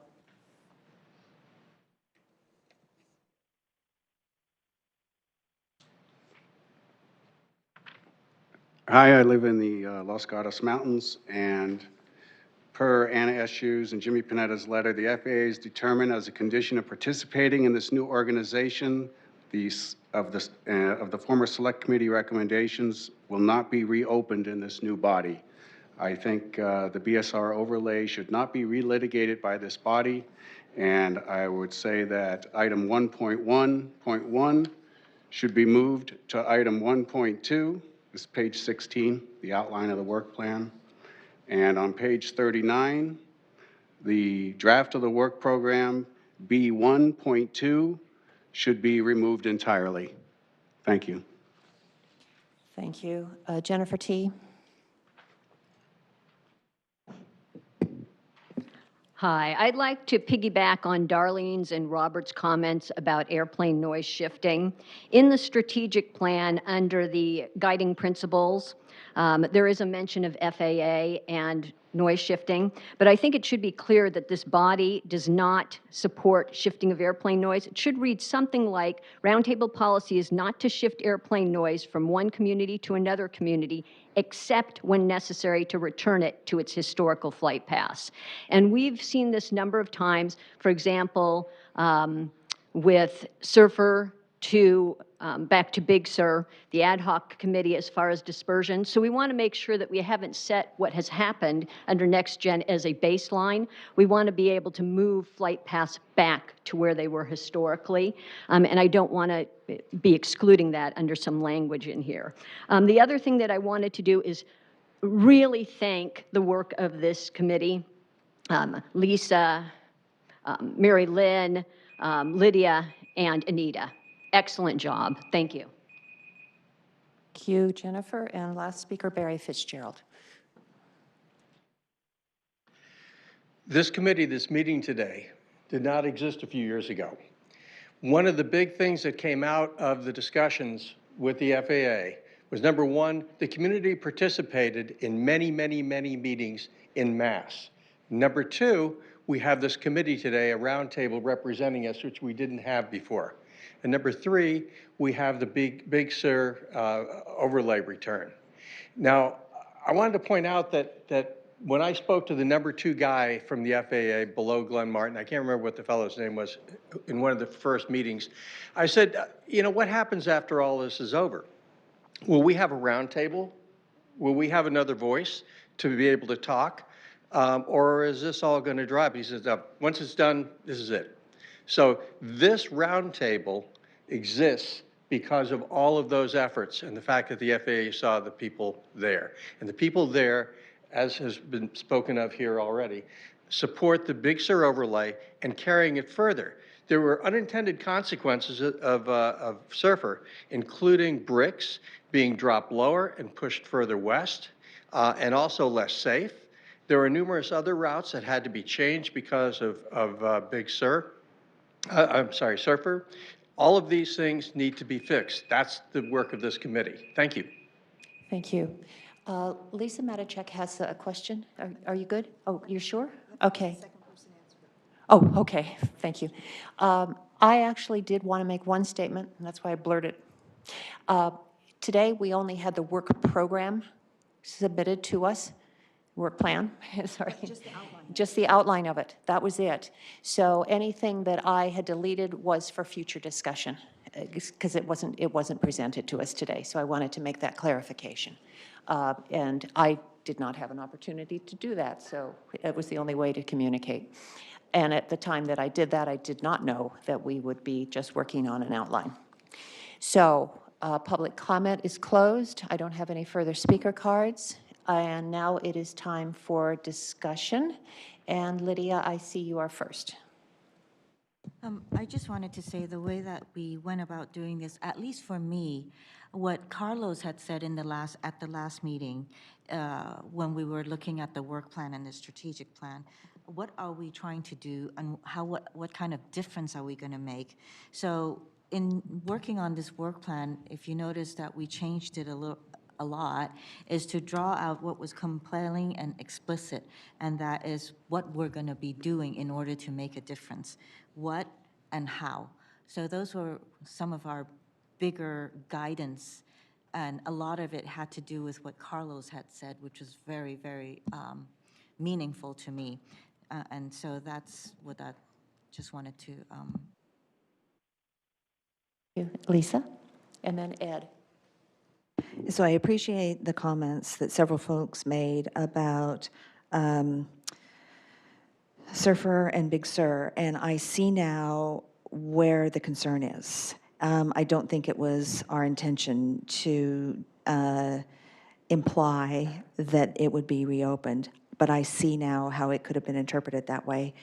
So I think the committee, I'm very supportive of moving it to 1.2 because it is following up on previous work done.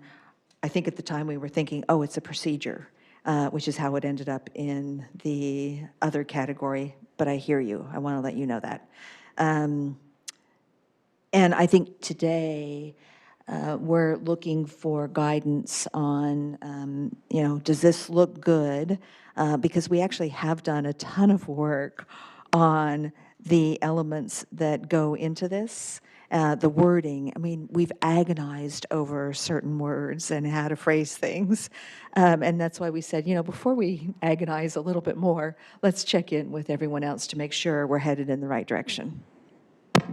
Great. Ed. Who's Greg? Lisa, thank you for those comments. I appreciate it. And I want to thank the committee for all the hard work. This is no easy task to try to go out and wordsmith this and bring it around. But I do want to acknowledge the people that are here, and I don't think any of us wants to relive the Big Sur Surfer redoing again. I concur with all the statements that the speakers made. We were operating under guidance from the electeds. That was our direction, and they made it clear about the moving of the noise. And I think that the premise that came up to me from meetings privately with the elected officials that appointed us, private meetings with the FAA, was that, that the reason that the select committee was able to make the recommendation it did was that there was an inclusion that moving the noise back to where it came from was not the same as moving noise. We all know about vectoring and dispersion, and we think that that's a solution, and we've been guided against that. But in this case, And this was, I'm going to call it a landmark case because, as was mentioned here by a previous speaker, we would not be here had not that one issue came to a head like it did and incited the entire community. So with that, and with the fact that this committee, the subcommittee made a great thing, it is sometimes one word, but I'm not willing to throw out the baby with the bathwater here. This is a tremendous document that you've created. I think the removal of one or two words will put people at ease. Influence is a word we're all afraid of today, okay? I'm all about reviewing, and I'm all about, paying attention to and monitoring. But I am not here on this committee I'm here to look at the new procedures that are out here. I think we had one today that we dealt with, which was really scary about how planes can turn. And I believe that, that path would probably be allowed to extend over Palo Alto and parts of the East Bay, because that's what airlines and pilots are going to do. So our radar is up, and that's what I think this body is its best at, is when we try to look at future problems that I'm not saying the FAA is not the nemesis here. I think it's airlines and efficiency and things like that, and I totally accept the FAA as a partner to help us get where we want to achieve. But with regards to the 1.1, if we can make those amendments, those little tweaks to the wording just to make people relax and feel that that's not our intent, I think we can move on and do our job. Thank you. Glenn. Yeah, so I didn't want to be on this committee because I knew it was hard, so I do thank everybody as well for what you've done. But I would like to, where I'm getting confused is kind of to what Liddy was saying, there's what we want to do, and then there's how we go about it. And it seems I'd love to see a list of what are the things we want to do, because I'm a little bit confused. Just for example, like 2.4, where it's talking about the supersonic aircraft, we said that should be up in this 1.1 list, because that's an item we said here we wanted to go ahead and deal with. We need to track it. It needs to be on the list. We need to figure out and prioritize it. Legislative actions, those are things that when we look at something, then legislative action might be the thing we want to go ahead and do. And then maybe there's a committee that dives into the details of it, kind of thing. So for me, and we've also lost something from 1.1, which is I thought our consultant was going to create a structure of how to review the feedback that's coming from the FAA about the select committee report. You guys remember, you guys produce like a monthly or a quarterly report or something that's very hard, confusing, no one can understand, and you were going to figure out a way to make that so that we could give it to our elected officials and they could understand. So it's what are all those things that are actions that we're going to do, and that there's a list of them, and there's like a project management tracking that I would be able to understand of how we're dealing with them, action items, what's being done with them, and then we'd prioritize then how we want to discuss them in this meeting. And then some of these other things of like advocate, those are, I get what you've got all these things, but they're like subcomponents of the other things. So, and then it would be great if the committee could also, if you could spend some time and talk about and figure out what's the governance of how we want to operate as a group here, and how, if we're going to have committees, how they're going to do their work and how they bring them back, and how we're going to interact as committees to the whole body and stuff. Because it doesn't work for me just to say we're going to have committees if we don't have a governance definition around how they're going to work. So those are kind of my things. Is I'm looking for the overall structure of how we operate in total. What's the list of items that we already have, and how new stuff comes onto that list, and a definition or process for how we're going to prioritize those things, how we're going to create some kind of program management reporting structure on all the different tasks that we have, and then I'll stop there. The good thing about not having Glenn on the committee was we knew we could rely on him to critique whatever we did. That was Anita. But considering that two of us on the committee spent most of our lives as management consultants, I can promise you that there is a great deal of specific tasks and process information waiting to go into this once we've concurred on whatever is the right structure. With respect to, for example, supersonic,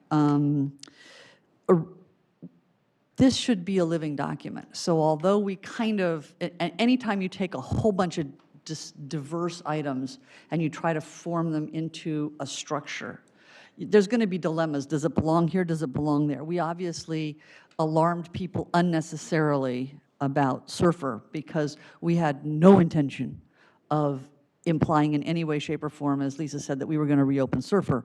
What we were trying to do was in 1.1, put everything that had to do about procedures, and in 1.2, put everything else that weren't procedure related but had been in those reports. So that was kind of the structural approach.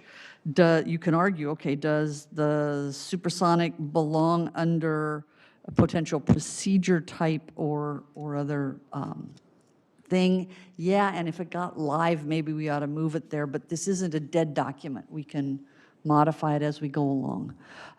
The other thing I'll say, Glenn, is you and I both know what scope creep is, and I don't think it was in our brief to do a governance proposal. So I'm hoping that once we have a work plan and the tasks and the who's and more of the hows, which we have ready to go pretty much, that the roundtable will then be in a position to say, okay, how are we going to approach this? And we're suggesting, obviously not completely fleshed out, but we're suggesting 3, I'm going to informally call them subcommittees, that can be tasked by this roundtable. Because I think the one thing we're all acutely aware of, I want to echo one thing Lisa said, we kept channeling Carlos. And I mean repeatedly throughout our meetings, we were channeling and remembering what Carlos said, and how did we focus on that, and then how do we really get to doing what matters.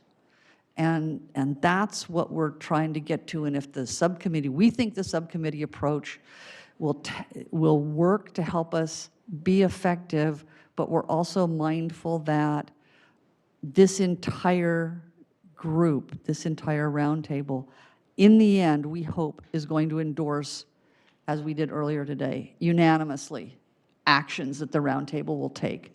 And that's why we do not envision that the subcommittees would take any unilateral actions, but would be working basically at the behest of the roundtable. And I'll shut up now. Liz. Hi, I just want to say, first of all, thank you to the ad hoc committee for the meticulous and detailed work that you've done. It's a very comprehensive plan. And as you said, as a living document, it certainly is a great framework that can be built upon as our needs are adapted and issues crop up. And on that note, I sincerely apologize. I do have a flight to catch and I have to leave. So I apologize, but thank you. Thank you, everyone. Thank you, Liz. Kathy. Safe travels. Yes, thank you very much, Madam Chair, and thank you to the committee for all your work, because, I mean, it's very easily, this was not done overnight, and I'm sure had a lot of reiterations. But I have a request, and after looking everything over, looking at the work plan, and then also looking at the work program, we have 1.1.4, which is SJC South Flow procedures, and then 1.1.5, other procedures and operations.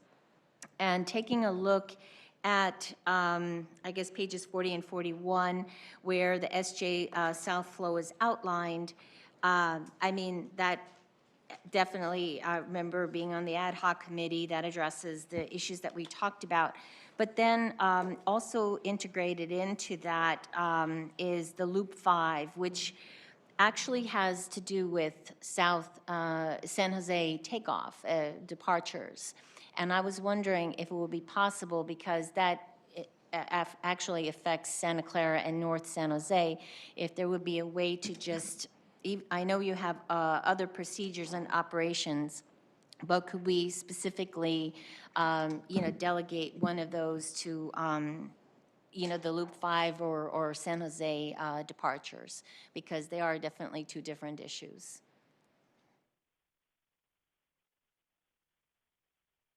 Lisa, as the chair. So I'm happy to include all procedures in this first bucket, so I don't have any problem doing that. We also had nighttime procedures. We talked about some others that should be listed here. So I don't have any problem doing that, but I see nodding heads from other committee members. Okay, thank you, I appreciate that. And then under nighttime procedures, I just want to point out, this caught my eye, the ANA Japan flight out of SJC at approximately 4 a.m. If there's a flight on ANA taking off at 4 a.m., I'm not hearing it. So I'm wondering if that should have been SFO instead? No, it's out of It is, Sanford there is area. an ANA? Yep. I guess so. Okay, thank you very much. That's all I have. But again, thank you for all your hard work. So I have questions of the subcommittee because I didn't get to be part of the work plan. You put 3 days of work into this and then handed more over to Anita to be able to type up, because we all are overly committed as we are already. And I really appreciate the time and effort that you put into it. You came to the meetings prepared. Lisa was an absolutely real-time change maker and provided the space for us. I now am, as chair, hearing a clock ticking down in terms of we have so much time. We agreed we would not meet in November. We may or may not be able to meet in December. We need, as we're hearing from the community over and over, let's get cracking. Let's create our priorities and start working. We need a procedure. We need to understand the process. And with that, we need the priority set. I am now also hearing that the committee wants to go back and continue working on this. And it was 5 meetings over 2 weeks. So I'm looking to you guys to advise me on what kind of deadline you can set, because you still have to go through the strategic plan and you have to go through the work program, work plan, whatever. And with keeping in mind that we have commitments, we have a consultant that we have hired. I would love to figure out how we coordinate all of that and use our assets to the best and most efficient way that we can. So I want to hear from you all what you're proposing as the next step. Well, I feel like we're probably, I'm guessing maybe 80% of the way there, because we have done a lot of editing to the 2 documents. I would hope we could wrap it up, maybe 1-2 more meetings. Maybe we could have 1 longer meeting instead of such shorter meetings. But I was hoping we could get it done fairly quickly. I don't think, though, that should prevent this roundtable from forming the committees. I think those are really important to get going on. But I was the one who wanted to continue to meet monthly rather than every other month. So I don't know what, can we do anything before we meet again? Can we decide today to take action to do things even though it's not on the agenda? To answer your question about wanting to meet every month, we've got Thanksgiving and Christmas and the weeks that we would be meeting. So that's sort of, and then we could change the weeks. Yeah, we have one, and we have meetings as councils. You have meetings all the time. We do. There are probably others that have meetings all the time. So now we're getting into our own city council meeting schedules. They're normally, for others of us that aren't quite so impacted, the 1st and 3rd, either Tuesday or Wednesday of the month. So in terms of gathering us together, I'm looking at, we had talked possibly about creating a time in December that was separate from that. And I know for me, November is coming up really fast, and I could participate in things, but I don't see getting the rest of us organized in time for a November meeting. I'm thinking if we can. Preminger? Yes, Steve. I have a couple of concerns. The roundtable members voted to extend ourselves 6 months rather than 18 months. So I feel that there is a tight turnaround timeline. I'm also aware that we hire and have a great consultant, and so I'm wondering if there's a way to have him participate in the work of the subcommittee or be able to give feedback so that when we do get a document return, we have a lot of the issues fleshed out that may be confusing or send the wrong message to other committee members or the community. Period. So I know that's a period, Steve. I'm sorry, I feel like I'm listening to the voice of from above here. Are you making a recommendation? Well, I don't know if there's interest, but I just want to make sure that Steve Alverson is involved in this, especially since we have a short, what I believe is a short timeline. There isn't as much time as I'd like to have, and I just like to make sure we're getting all the input we need. Thank you. Lisa, I'll look to you in terms of, Well, do you feel, if you're at 80% flushed out, and you believe that you've included all the, you've spent a lot of time, you've reordered it, but by your admissions, you have a couple new things, but you included everything, which Anita said. You didn't disperse anything.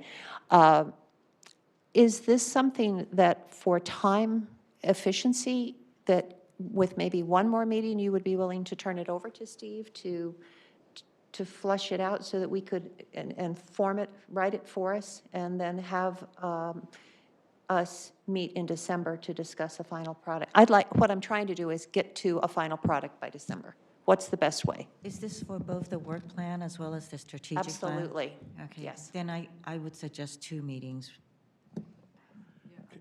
So I think we can absolutely have something by December. I feel like we formed this committee to put these together. We have absolutely been incredibly thoughtful and deep in our discussions about some things. And I kind of feel like I'd like the group to react to the draft we come up with. Yeah, and I think we all feel obligated to finish. So it's not that hard, given the feedback we have from today, to go back and now reconstruct or refill the subordinate information, the task information, and so on in each of these. But we do need another meeting to go through that and make sure that we've got everything the way we want. And I think we also need some time, at least another hour, maybe a little more, to finish up the strategic plan. And then it seems to me those would be in the shape that they could come forward to the chair and to Steve, perhaps for technical review, if nothing else. And I think that would be wise, and I think that's partly what Steve Preminger is talking about, is really a technical review to make sure that that we haven't misstated something that's going to come back and cause us a problem. That's what I was hoping for. So I heard 1 meeting, 2 meetings, another hour, what? I think 2 meetings? possibly 2, either 1 long one or 2 shorter ones. It depends on what we can arrange for the ad hoc group within the next 3 weeks. So could I suggest, without trying to, you guys figure out meeting schedule right this second, that the path forward is this subcommittee is going to reconvene. Ad hoc? Ad hoc is going to reconvene in 1, 2, however many meetings they need to do, with the intent of by day X getting done, that then we could go ahead and get the material and empower Steve to do whatever he's going to do with it.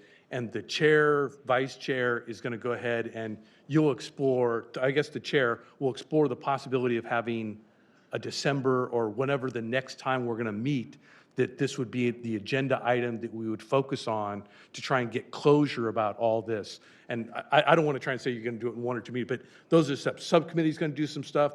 You're going to try and get done by day X, to give stuff by Steve. Independent of that, the chair is going to figure out when the next meeting is that we're going to be able to meet, whether it's December or whatever, that on our agenda. The next meeting would be primarily focused on trying to resolve everything about this work plan, strategy, I'm not quite sure what's in, but so we can get done with all of that, and that's kind of the strategy of, that's what I was hearing, I think. Lisa, would you Yeah, speak to I'm that? very anxious to get this done. I think we all would like to meet as quickly as possible and just finish this up.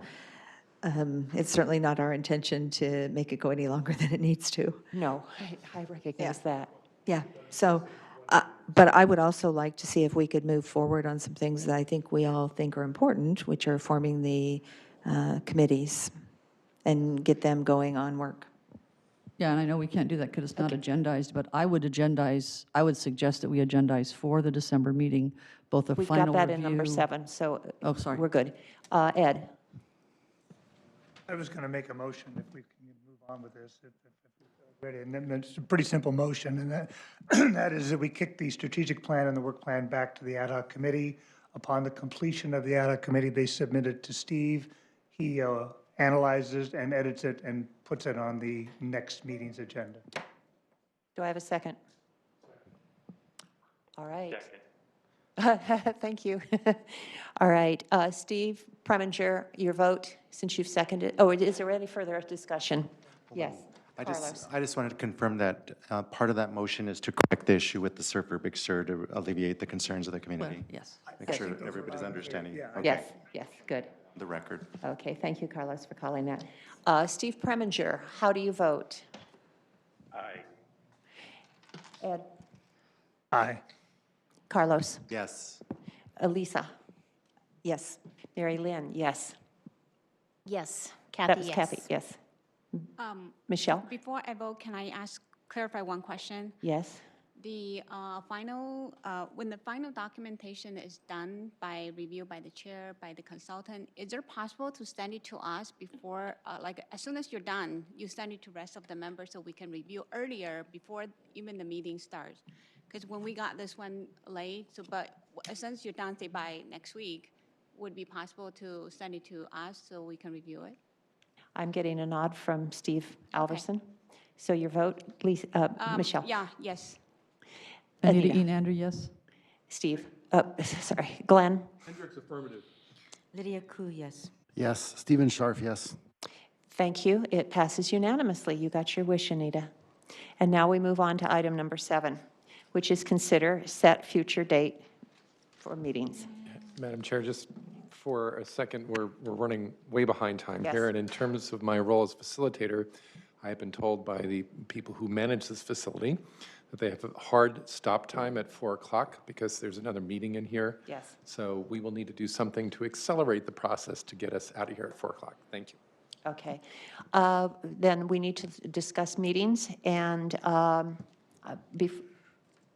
when I get to item number 9, I will ask for input on that. Do we have our calendars out? How do we want to work this? We're looking at December. Normally, we would, 2, 3, 4, be meeting on Christmas Day. Yeah. The 18th is a city council meeting at 7, or maybe a little bit before for me. I don't know if anyone else has other things, but I could. 18th. 18th. The week before. I could definitely meet in the day. January 22nd. This facility's booked. It'd have to be in the afternoon. Yes. I can't do the morning. Would it be same place, same time? Like Not necessarily. It's going to, it would probably be the same time. I don't know about the same place. You said December 18th? Well, that's what was thrown out, but we already have somebody saying no. No, he's okay in the afternoon. He just Oh, in the can't do afternoon. morning. Okay. See, this is why I have paper. It's so much easier. I have a commitment in the evening of December 18th, but could do the afternoon. But how about December 19th? Does that work for anybody? I'm not going to be able to make on December 19th. 18th, I'm good. Just for clarification, the 18th would have been 1 to 4. I wasn't trying to change up the time. Yeah, I can do that. Yeah, good. Do we look like we've got a pretty good number for the 18th in the afternoon, 1 p.m.? Steve, will that fit your schedule? The big important. Yes, Madam Chair. Okay. May I have a motion to meet at 1 PM on the 18th? I'll make that motion. That was Ed, and it was seconded by Kathy. Uh, Ask for all hands. Steve Preminger, can you meet that date? Yes. So we've had a motion and a second, you're approving. And Ed, if you would start. Ed Bodorf, yes. Carlos Palacios, yes. Lisa Matichak, yes. Mary Lynn Bernald, yes. Kathy Watanabe, yes? Michelle Wu, yes. Anita Enander, yes. Hendricks, affirmative. Lydia Ku, yes. Stephen Scharf, yes. Great, thank you very much. I hope we do not need public comment on that. I had speaker cards. Do I have your permission to, that's from Jennifer and Darlene. I can give you a minute. Come on up, please. As you develop your strategic plan and work plan, I have a question for FAA, which is Excuse me, this is only on item 7, which has to do with our future meeting dates. only the meetings? Yes, this is and only the not meetings. even- and Thank so you very much. Just briefly, how do we provide input to your strategic plan and work plan? You can meet with one of our representatives. I think Lydia is your representative. Thank you. Okay, thanks. Okay, we now move on to item number 8, member discussion and chair's report. Was there anyone that, from the committee that wanted to speak? Lydia, did you want to talk anything about, you had indicated earlier that you had something. Actually, so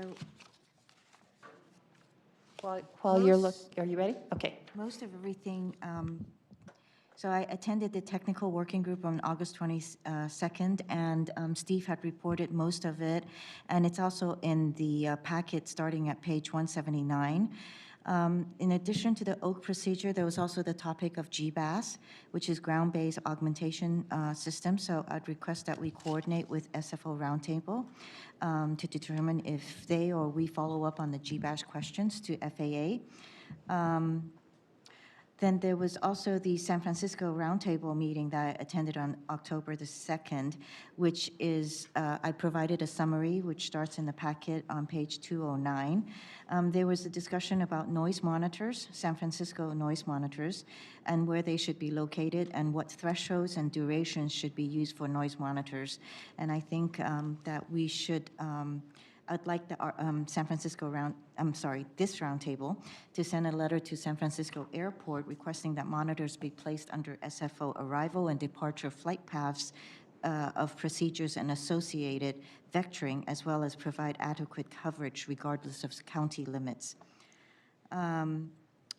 Then our mayor, Mayor Phil Seff of the city of Palo Alto, had sent a couple of thank you letters to Congresswoman Arian As2, as well as to Senator Dianne Feinstein, thanking them for the language that was included in the 2020 Transportation and Housing and Urban Development and Related Agencies Appropriation Bill. And in there is a paragraph about noise and community outreach. And it's actually very pleasing. And if I may, I'd like to just read a bit of it. The committee directs the FAA to improve the development of flight procedures in ways that will give fair consideration to the public comment and reduce noise through procedure modification and dispersion to reduce the impact on local communities. The FAA shall utilize state-of-the-art technologies, metrics, and methodologies to measure actual noise at ground level experience in communities affected by flight paths and not rely solely on computer modeling or other theoretical measures. The FAA should give high priority to evaluating where increased noise levels disrupts homes and businesses and threatens public health, and should provide appropriate resources to regional offices to work with local communities to meet this objective. The committee directs the FAA to provide a report to the House and Senate committees on appropriations within 90 days of enactment of this act that details the effort made by the FAA during 2 fiscal years to comply with committee's directives on this topic. The report must include detailed information on specific locations that have been reevaluated using the requested methodologies the number of flight paths that have been altered as a result of that testing and community input, the number of properties that have been purchased, and any other mitigation efforts undertaken by the FAA. Thank you. We will be posting that on our website. And Favi, I guess if you need more information on where that came from her, I think I heard something to that effect. She can share that with you. Yes, Lisa. Sorry, I think you asked me about this earlier, and it didn't click with me what you might be asking me. So we received an email from one of our residents having concern about the editing that was done to some of our core documents, the MOU and the bylaws. And I was wondering, if we could put that on the agenda for next time to sort that out? Well, first of all, the agenda should probably, the editing can occur. We do not actually have to include the packets in the minutes. And so I think probably it would be best for you to talk to Steve or Evan after this, because I think there's some misunderstanding. The second part of it is that in the process, when we were doing this, we were in process of switching things over from Andy, who was doing some of the things, to ESA, who was doing some of the things. So there were some conversations going on between the two as to what happened, and that's when the changes occurred. So I think I would refer you to Steve and Evan to get an answer on that. Thank you. Anyone else? Yeah. Yes, Kathy. Thank you. Sorry, it's the corner. I Don't put me in the corner again. Yeah. I know. Thank you. Two things. I had a confirmation from Matt Kazmierzak stating that the ANA flight from SJC actually departs at 11 a.m. in the middle of the day, not in the middle of the night.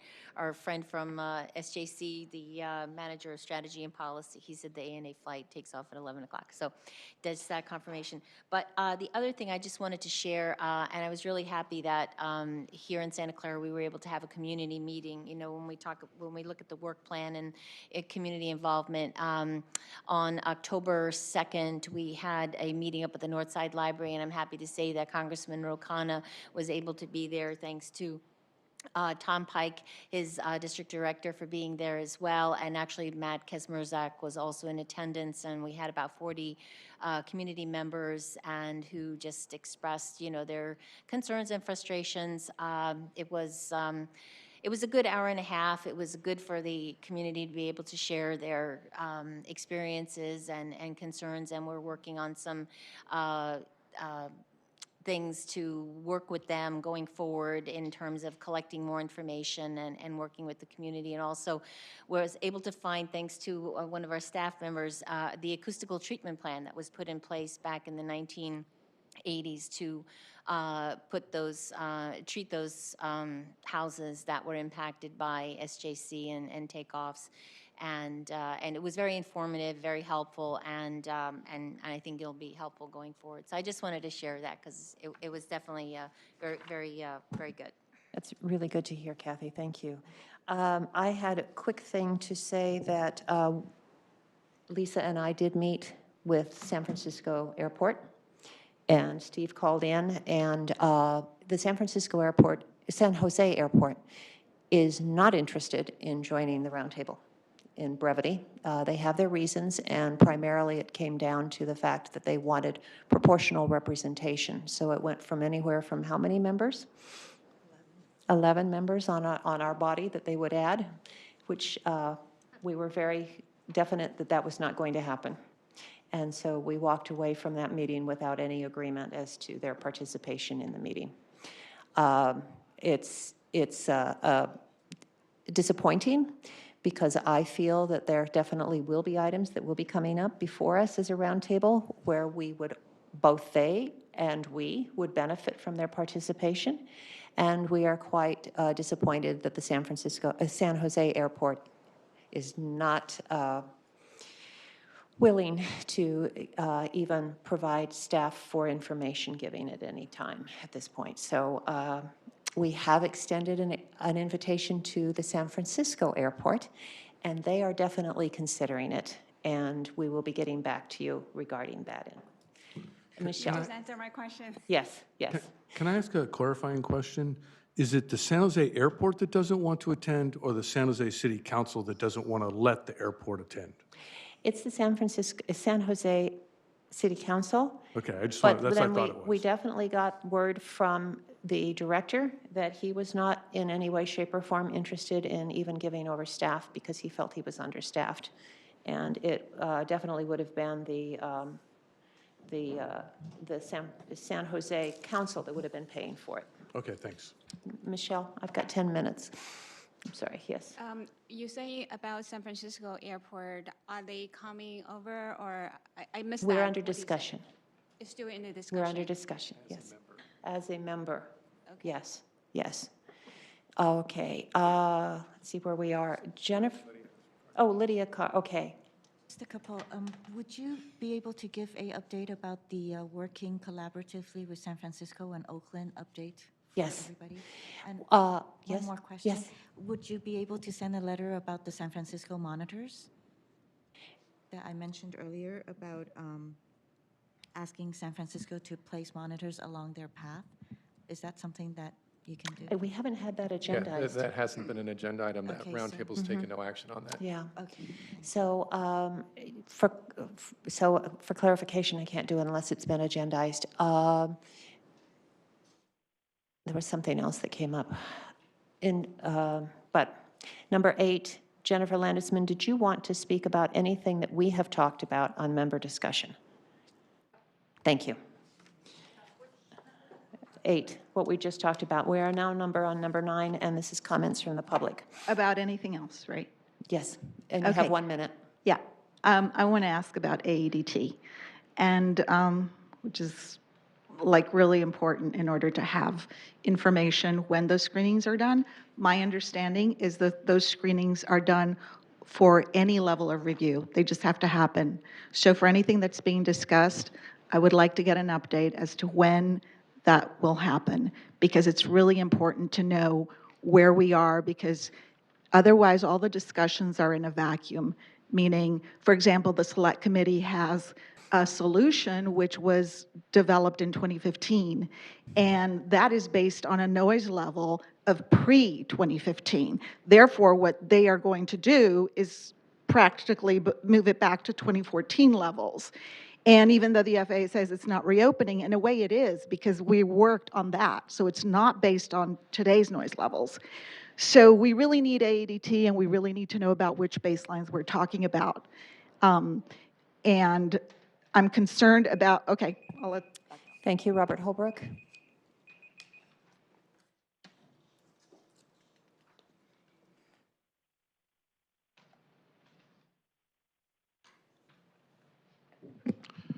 I spent 2 days pulling together a 2-minute comment, and I can't do this in 1 minute, so I'd ask you all to read what I've just sent you. It's substantive. The bottom line is, I request that the motion passed at the last meeting to invite airports to join the roundtable be formally reconsidered, because the decision may have been based on inaccurate information. First, our bylaws and MOU provide for airports as non-voting members. Due to the editing error I mentioned, the clause that makes that explicit was removed from the roundtable, from the bylaws in March. I believe the MOU must also change if airports are to be seated. I have 2 other reasons which you can read. Second, I ask you to nullify the vote because the topic did not receive sufficient notice under the Brown Act. The agenda item was simply roundtable budget discussion, and even the executive summary in the packet didn't mention membership. Yet adding voting members is a big deal, especially if it's contrary to the bylaws and the MOU. Thank you. Thank you. And I would like to note that it was to extend an invitation to at that point. It was not accepting membership. So thank you. Darlene? Evan, my slide. Okay, the Department of Transportation issued a report August 27, 2019, and the slide's going to come out. Basically, it's going to show that the estimates for the next gen at 7 metroplexes were half of what they estimated. The benefits were supposed to be direct pass and fuel savings, and interesting enough, the FAA industry have not agreed on the actual benefits. But the most important slide is this one. If you see Northern California, that's us. Negative benefits. The blue is actual. This is just industry. That means the industry didn't benefit, and you already know what we think. Did the community benefit? No. You have the community non-benefit with the industry non-benefit, and you have a double non-benefit. So we have to ask ourselves, can you imagine that nobody benefited from everything we're suffering? Someone needs to take a serious look at what the FAA has been doing in the NorCal complex. There's all kinds of reasons why it was calculated, but we all know there's a lot of gaming in their favor, and they still came out negative. So I think we need to take a look at this, and maybe Steve, our advisor, can help us understand what actions can be taken and why should more be done when it's not working. Thank you, Jennifer T. And then Tom Freitas. Yes. After Jennifer. At the last meeting, there was a vote to invite the airports as voting members. On the agenda, this important vote was buried under the agenda item that simply stated budget discussion. Here's the problem. Not only was the vote not properly agendized, but it is a major change to the Roundtable governing rules. Both the MOU and bylaws of the Roundtable clearly state that the airports will be non-voting members. This vote is a major governing change, yet this important vote was not properly agendized or noticed as required under the Brown Act. The only way to truly rectify this error is to nullify that vote, have a new vote at a future Roundtable meeting, along with proper advanced public notification as required under the Brown Act.